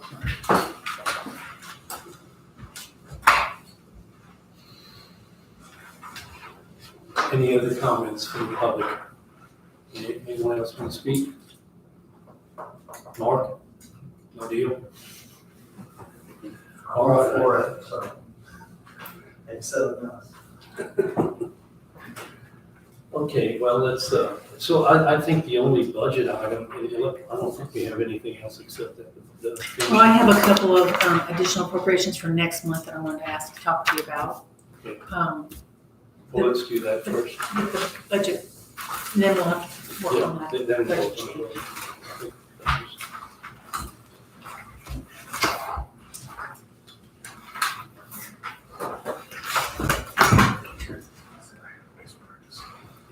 Okay, Sean Warner, the health director, he came to the commissioners and requested permission to purchase some vehicles. The funding that he thought he could use, with grant, he was told he cannot, he was denied. So he does have another grant that he got permission to use funding for, but you'd have to advertise for it for the next meeting. He needs $60,300 from local health maintenance to purchase 2 Corolla Cross models. And what he would like to do is have permission to order these before you do the additional next month so that they can get them by the end of the year, because this grant funding will go away at the end of the year.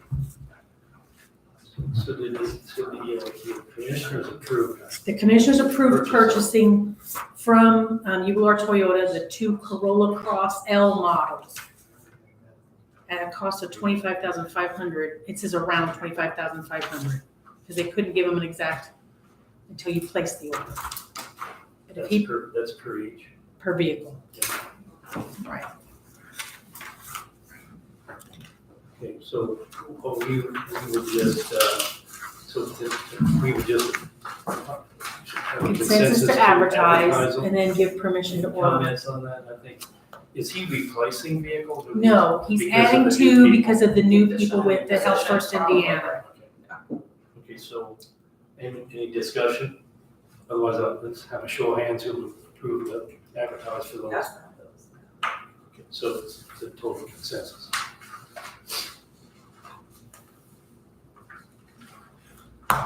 Sorry, I'm a little on you. Okay, that's one of them. And then the other one is Scott Hope, the custodian, came today to discuss a few items for the courthouse needs. When we installed the new core switch in the courthouse in the basement in the network closet, it's not a closet, it's a room. Matrix commented that it was so warm in that room and that's not good for that computer equipment. So we looked into air conditioning for that room and it would cost $10,200. We got different quotes, but this is the low quote that was received at the commissioner's room. The commissioners voted that he can do this not to exceed $10,500 pending funding from you all. We don't have, I mean, they didn't talk about a fund. They just, it's pending your approval or not. But we just put in $40,000 to $50,000 worth of equipment in that room, not to mention the other equipment that's in that room and the security cameras. I don't think we can really not air condition the room. You know, Scott, I spent some time over and he showed me that I think it's probably necessary also. It would, it's a unit, a Mitsubishi unit that can run through the winter, because it's going to run when it's freezing outside. So, but we had talked with Sandy a little bit about that LATF funds. We got those in for this year, the second payment of that grant that we got. And we used a lot of that to do the security measures. I think right now that we have about right under $68,000 in that fund, but I think that 18 is spoken for, so that we have the rest of the 50.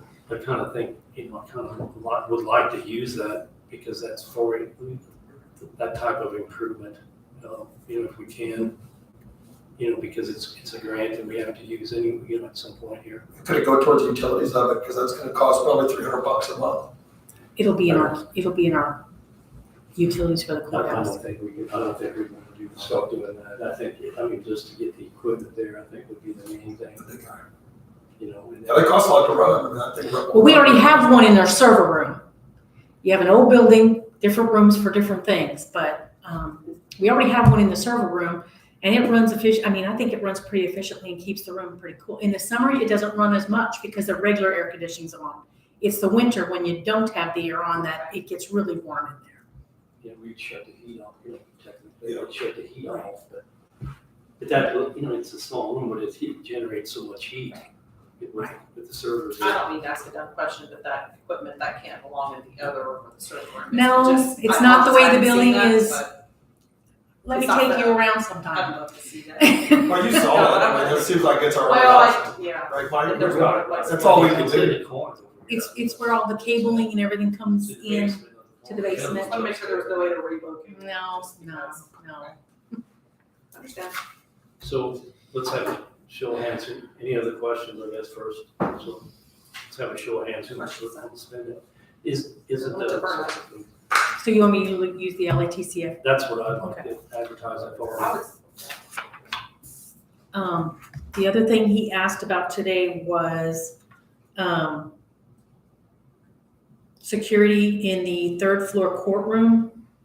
Right now there's no, let me go back. On the second floor, when you go into a courtroom from the judge's side, you have a camera that shows you live what's going on, so you know what you're walking into. So he can look at the camera and go in.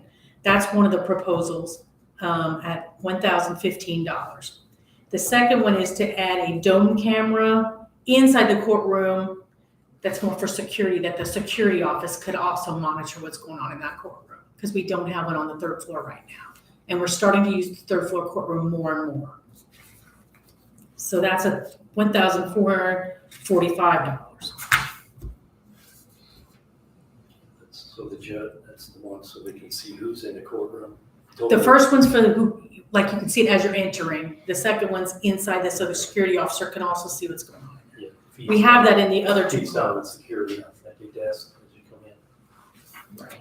So, again, you know, he walked me through it, I think it's all, you know, Judge Verkant's really pushing for security, because They just finished where you have to badge through to get into the courtrooms now. You can't go up the stairs anymore. They just finished a lot of that work, or they're almost finished with it. so again, it's what, $2,460 or something like that total. Both Matrix gave quotes to that, right? Astro Security, who is our security company. So do you have the total, or is it 2,400? 2,460, 2,460, if I can add right.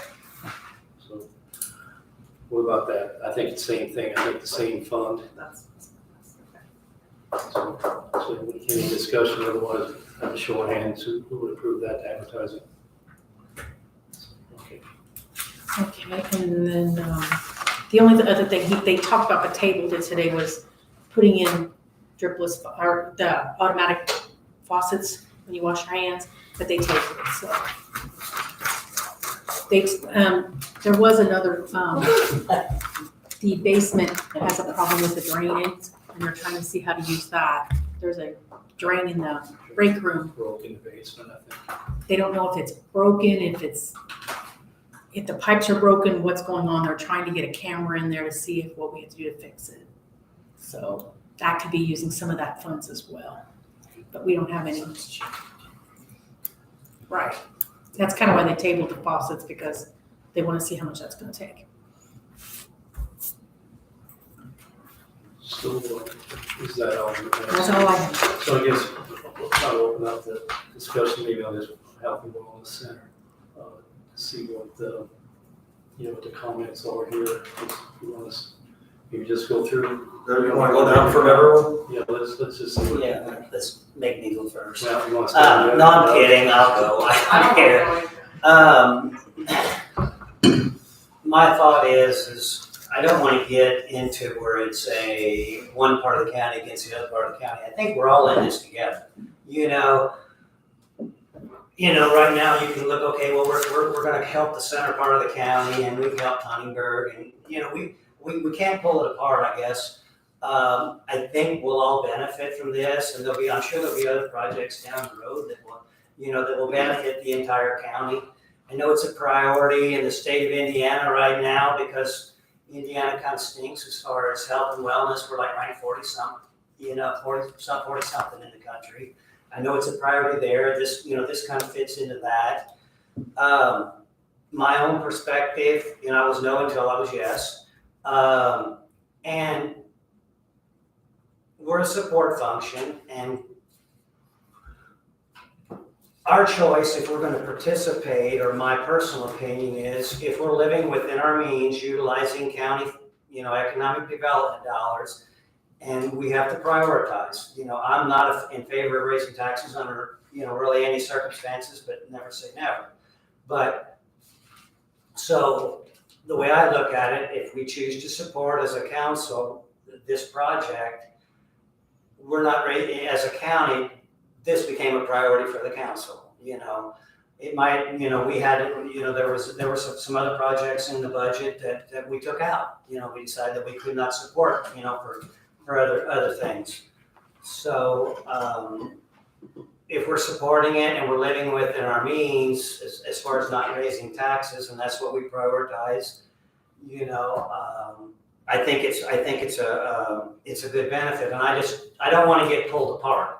for different parts of the county. I know we technically represent different parts of the county, but I think there'll be opportunities down the road to continue to work together. And I think we need to look at it like that. There's healthy competition, from county, different parts of the county and school corporations, like the gentleman said, but I don't think this is something that should be a negative, at this point in the game. I feel that people are still gonna use the YMCA in Ferdinand, and maybe there'll be opportunities for that specific topic, or there's other opportunities that are a need that might help the south part of the county, and we can view it as, if it helps, a big portion of the county, that we can help fund other things. We're not a grant writing agency, in my opinion, but if there's things that we can use our economic development dollars for to support, then I think, we're all part of the county. Jasper's part of the county, we're all part of it, and, and I think it's something that we can work together, on multiple projects. So I guess that's my 2 cents, or maybe I'm not gonna give you 8 or 10 cents worth, but that's my thoughts. Yeah, thanks, Daryl. I'll also reflect what Daryl says. I think as a county, us showing support for wellness within our means without raising a tax and having support for this for the county will go a long way showing for them as well as for the county. Just to reflect, I don't want to feel like we're, sometimes we feel like we don't know what's being built. We don't know if a pool, and sometimes we get pulled into those conversations. But again, we have to look at this as a gift for wellness. It is a gift in hopes that they are within their means, but that's also out of our control. We are gifting it towards wellness and the fact that something's going to be built. What is built, I guess there's that little unknown. But it's all for the good, and I think that from a county standpoint, what we're giving is fair. What we have offered to give, and I do support that. So the only thing, if anything were to go haywire, we would probably have to have some type of contingency if the Y were to never be built. So if you wanna say your 2 cents, or? Yeah, I've been talking to a lot of people throughout the county, not just on one side of the county or the other, all over the county. I represent the county as a whole. I'm at large. And I have been hearing a lot of negative. People are just frustrated with the food and beverage tax. The ones that live in Jasper are definitely not happy about a possible referendum. And then now they're like, oh, now you want to go give a county tax too? People are not happy. And there have been a lot of people. They don't necessarily want to speak out in public. They don't want to be called out, but there are a lot of unhappy people. They feel like with inflation, the cost of everything, pinching pennies to try and put food on the table, and they're like, got more taxes again. And I don't like hearing that. I don't want to hear more taxes either. I don't know. I do think the Y is a good thing because I know it does great things. But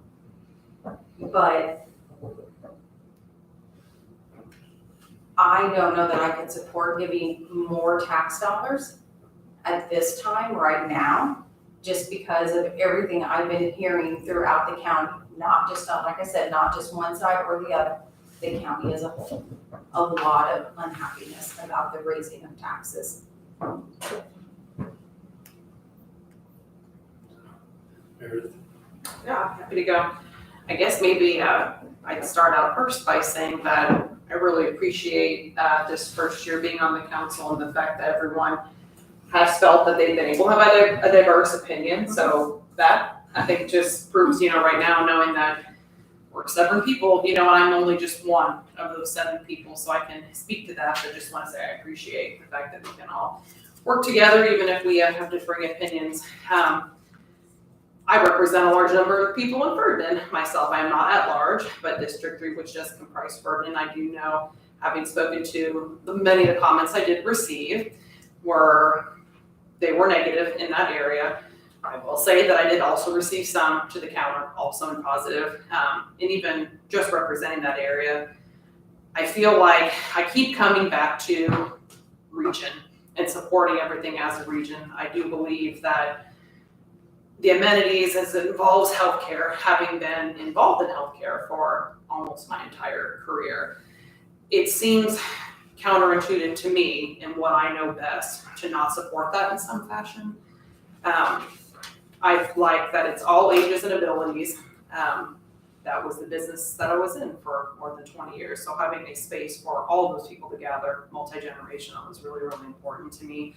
I've also been a Y member, if personal accounts mean anything here. I have been for many, many years. And it's really difficult to not have one here in Jasper as well. I actually live closer now to Celestine, so I have to drive a ways to get there for that. And again, echoing the piece that Daryl said, just from that state perspective and knowing that we have a ways to go to combat a lot of those different disease states and trying to work towards a healthier county, I absolutely think that we need to have something that supports all ages. I would like to answer, because I did come from a small business and I am sensitive to Tammy's comments and what she says about taking away possibly from other ventures. In this particular case, I don't feel that it would, and I have also belonged to other gyms before in the past that are, small business. It's my belief in those cases that they cater to very niche populations, and they definitely serve, do a wonderful job. I couldn't speak more highly of the ones that I've attended.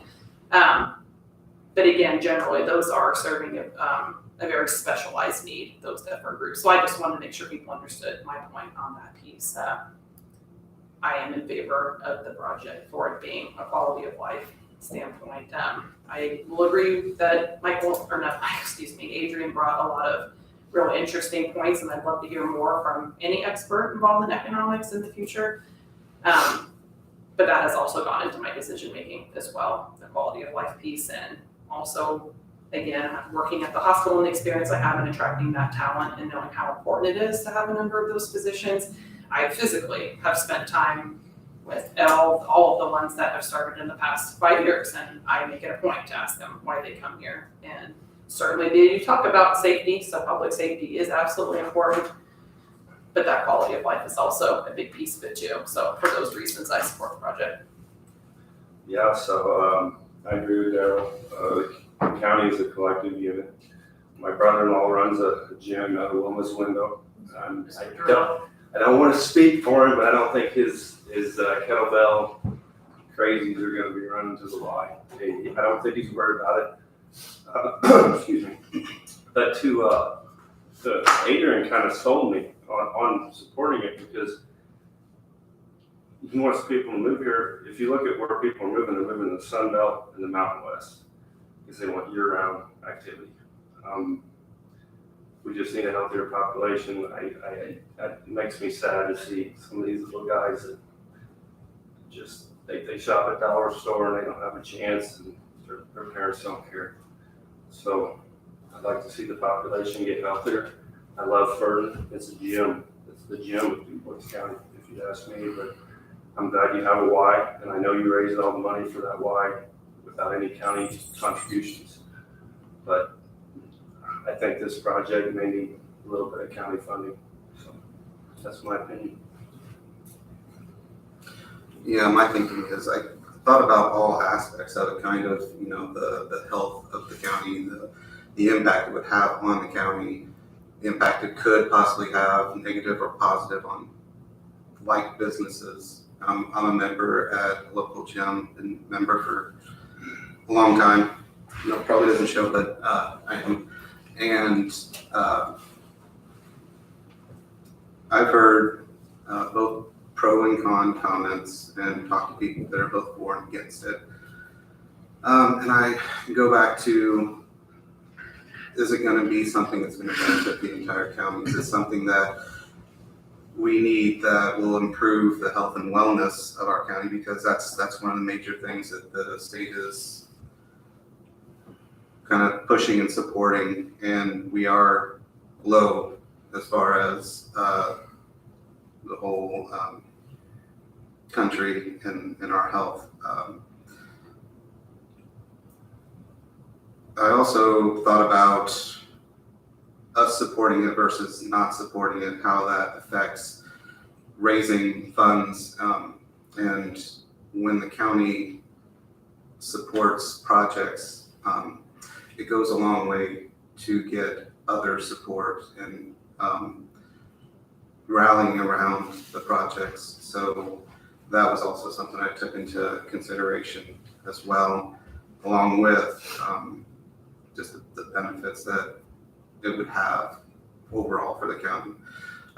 And like I showed you guys last meeting, I did an analysis of the budget and where the funds are going. And I think it is something where it's within our means to be able to support with the amount that Ryan suggested and we kind of all settled on as far as affecting the funds. It's not a continual every year drain or strain on the budget. It's a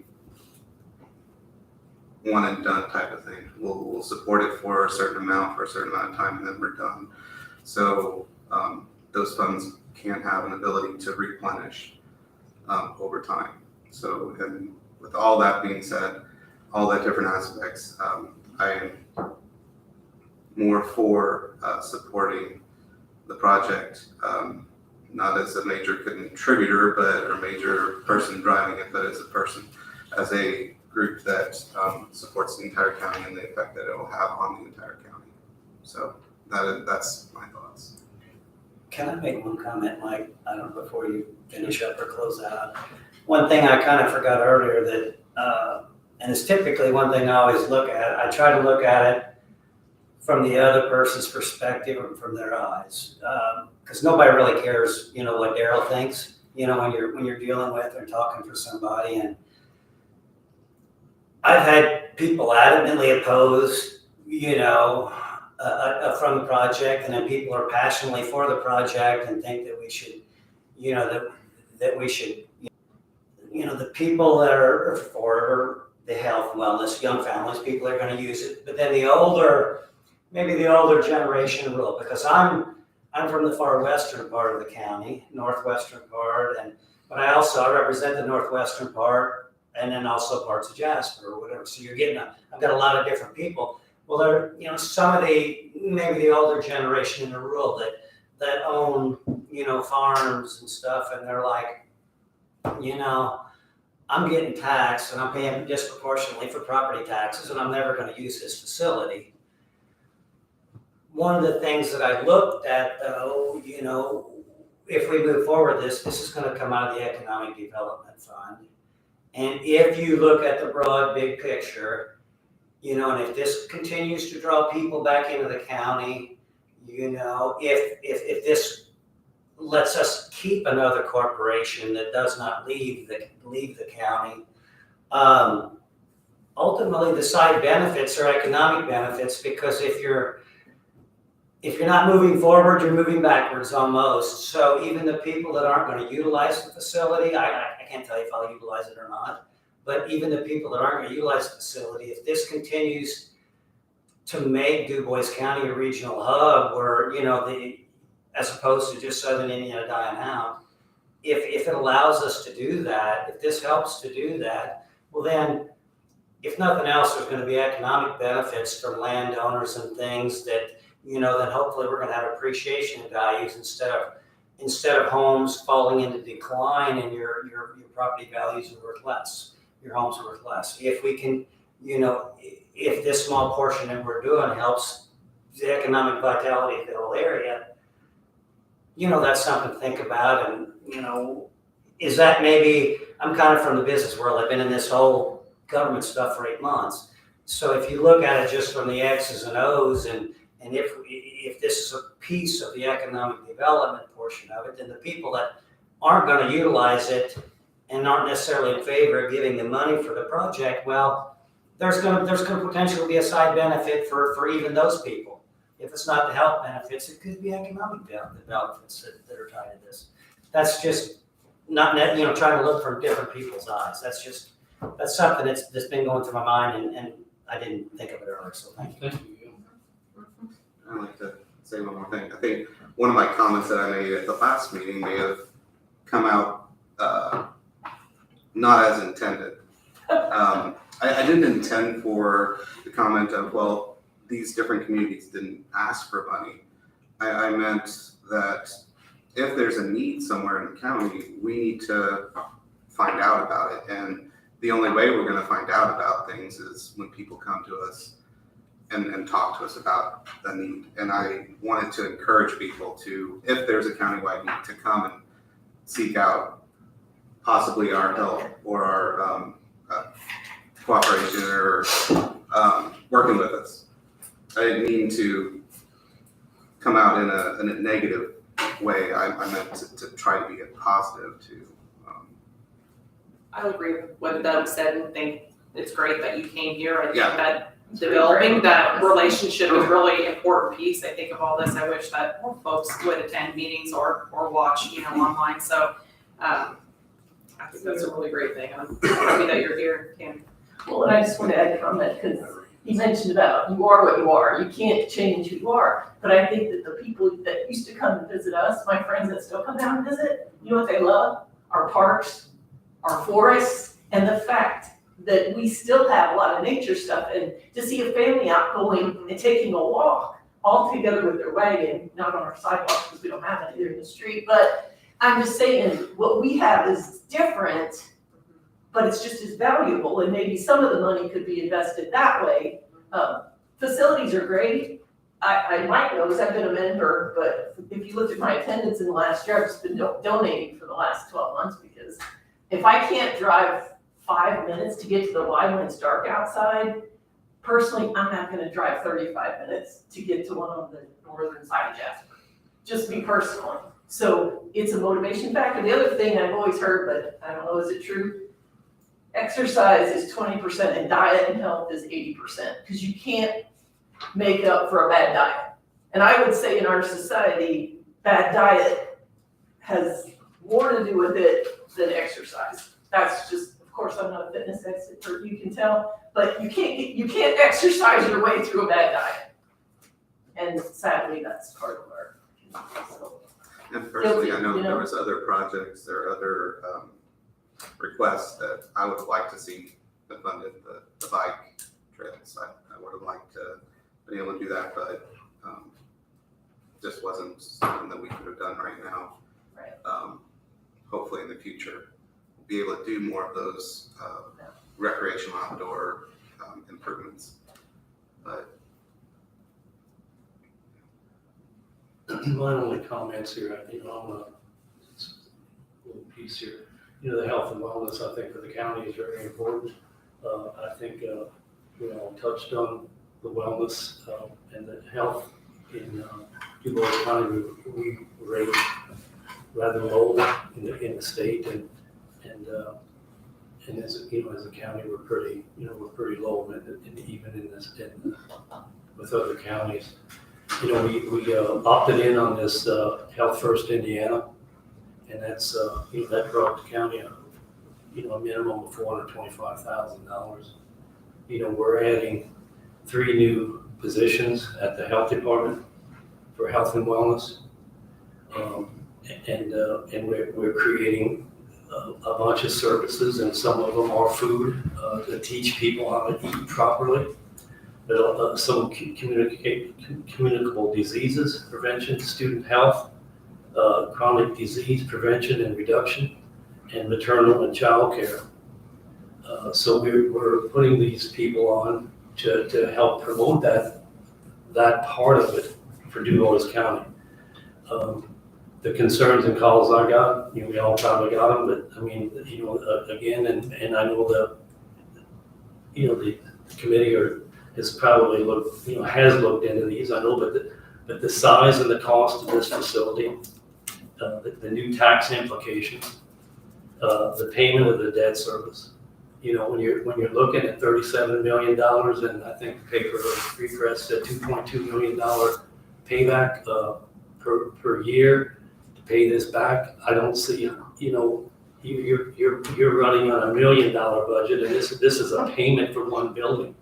And then that doesn't bring in the cost of the operation. Those are the things that are upsetting the people, I think. So I think I think we're in the personally, I think we're in the first innings of this thing. There's a lot of work to be done. There's a lot of funds to be raised. There's a lot of negotiation to be made. I don't think Mike Steffi can just turn over and say, well, we're gonna start running this facility. There's his board, there's the National Guard Armory.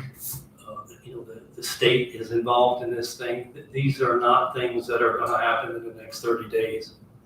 And I just think we're in the first innings, and I would like to see this thing play out. And we know where we're at.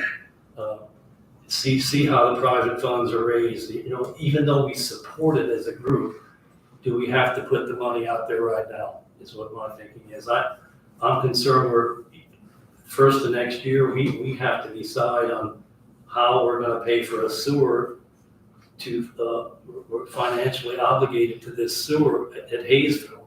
That we've got E. coli running in the White River, that we have to figure out a way to stop it. Otherwise, IDEM is threatening that they're gonna shut any new development up in that part of the area. So I think that's a priority in health and wellness. Somebody has got that running in their backyard. So I think we have to think about that also. And I think if we do proceed with this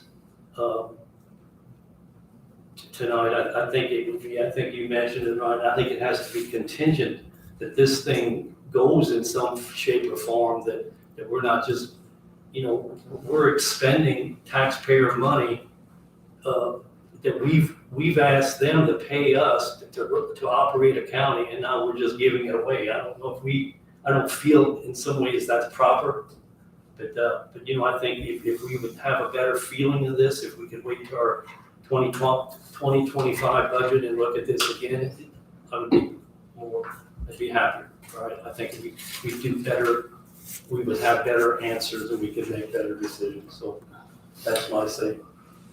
I think it would help.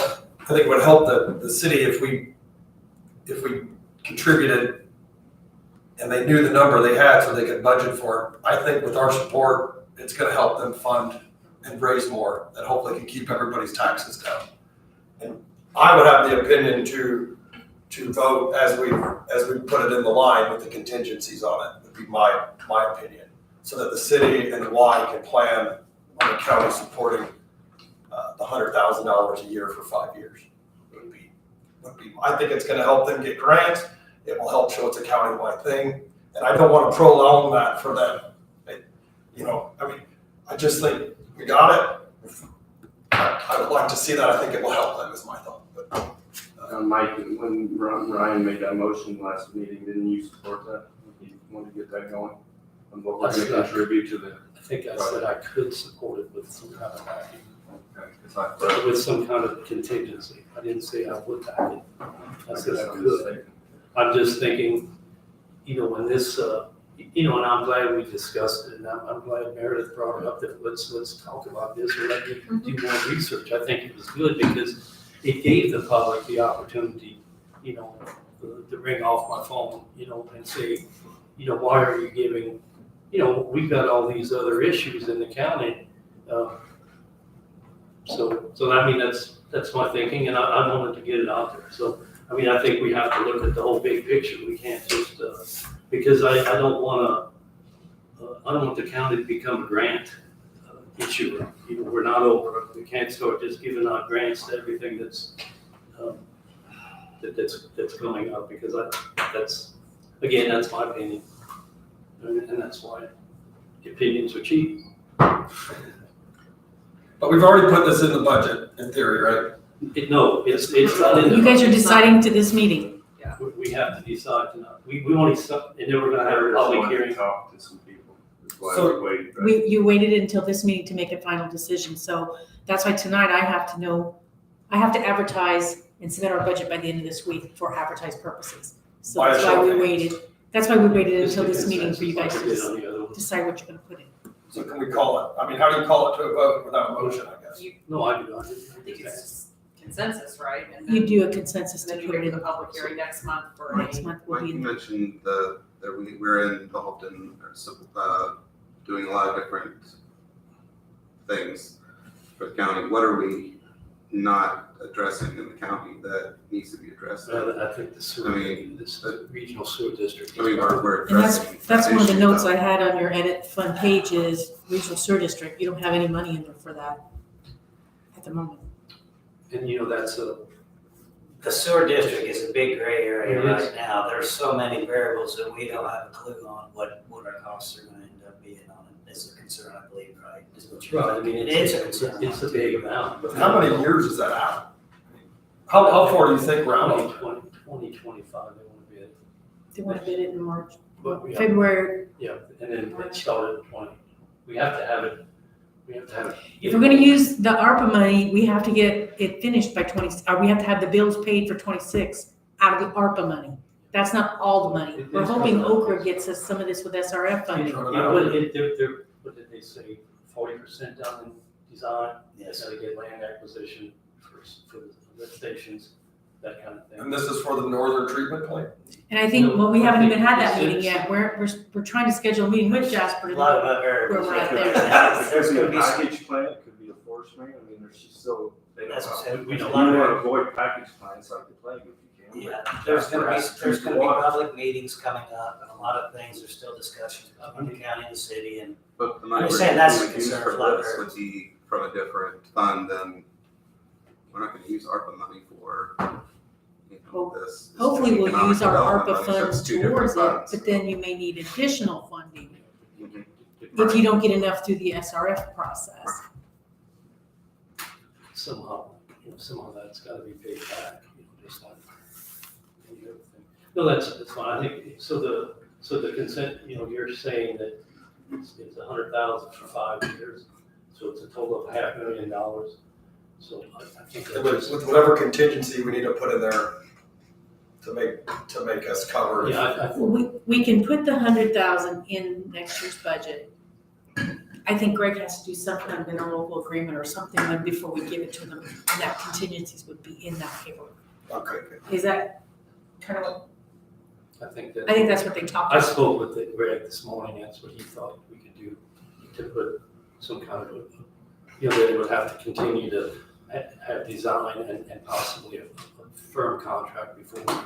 We'd give them the first year, but then I think after that, it would have to be, they would have to show progress on the design and a contract then.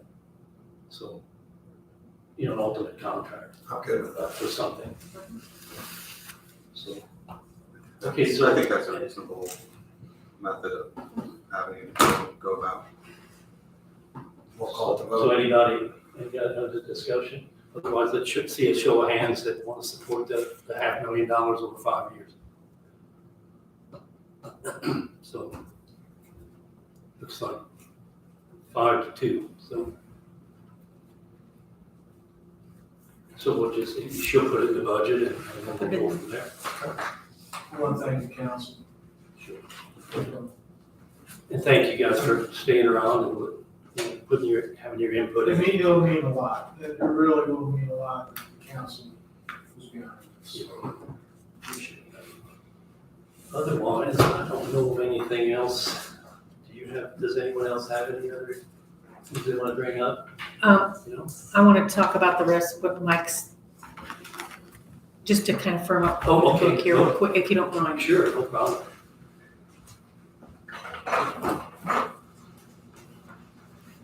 So I don't know if you guys have your budget books, or, I just want to make sure I'm advertising what you're wanting.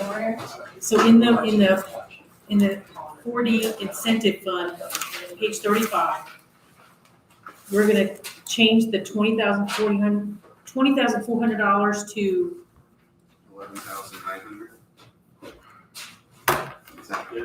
That's Yeah, 11,900 was 1,700 a month. 7 months. To 11 Thanks, months. Mike. 7 months times 1,700. So, yeah. That's another. So, page 35. We're gonna change that to 11,900. Isn't it page 7? In the budget? Oh.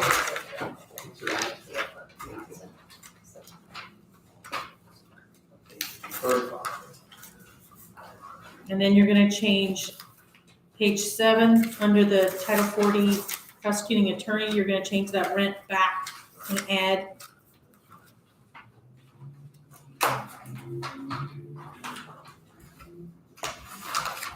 You're on page 7. Oh, here. Okay, oh, yeah. We made the rent 0 in your budget workshop, so now you're talking about putting money back into that, correct? Yes. 11,000. That's the 11,900. Wouldn't they go in that line? I thought you said 11,900 on page 35. Oh, no, I was talking about page, I thought it was page 7, from 35. Yeah, I don't think it's in there. So how much is the, That's going to the 11. 11, so 11,900 is going into county general? that's right. And he has to pay the balance on it. And so then I gotta put the balance in, Yeah, the other 5 months at 1,700. Hold on. $8,500 going out of the incentive fund. Well, no.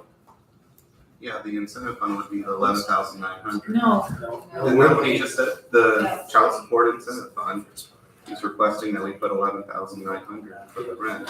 Well, in out of the general, we pay it, and then they pay the 8,500. Yeah, 8,500 out of the incentive. Yeah, he won't, That makes sense. he said he couldn't pay the whole 20. Right. So,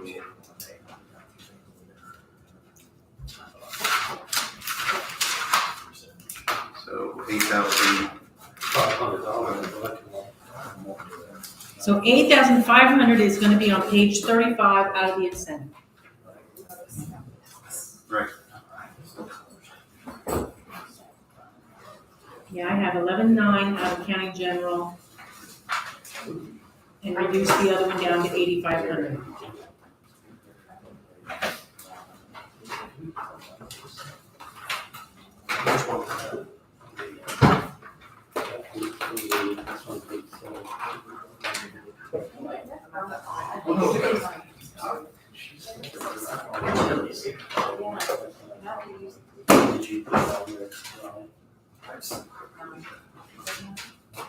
For two people. For 2 people. I got a cross.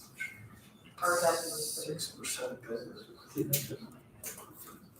I had 6% on the first one and 9% on the next two. Let's see, we got, I had one at 6% too, and then I guess it got to be 9:30, and I guess we all got tired. Because you made, The Greens got tired. you brought up the bottom two a little bit, but not all the way to the top. Where the Did first you have one, that, Doug, on page 7 for Mary, that lady Mary? Deacon? What did you I have? had 47,272 and 41,363. 22.73 per hour. How much? 22.73 per hour. Okay, that's what you had. that's what I have. So, I must have missed it or something. You guys are voting on the body path or something. So you're okay with that, Yeah, I think we already, 6% and 9%? because I mean, we talked to, And we moved everything out of incentive into here. if Doug had it too, I thought I missed it in my book. You know, I when he also have called, the benefits, it's 1,590, 1,590 and When he called. 86 cents. No, that's her biweekly. That's the bottom one's biweekly pay. Oh, okay. You wrote it That's underneath. Leakin's biweekly. That's Lincoln's Yeah. biweekly. so- Where the other ones are hourly, 22.73 and 23.96.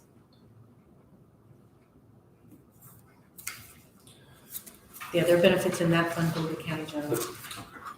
I mean, that's their, commissioners. I think that was their understanding at the 4D when Mike Fritz called me. When I talked to him. So he had put in salaries in there, we're taking that totally out of incentives. Right, We're not putting it in, right. we're removing it. I mean, I think, thinking there, I said, you know, what if we run out of funds, then how are we gonna pay the payment, how are we gonna pay the driver? So, Okay, and then did anybody have any other changes before? any changes? Hopefully county general will support all the, Very possibly.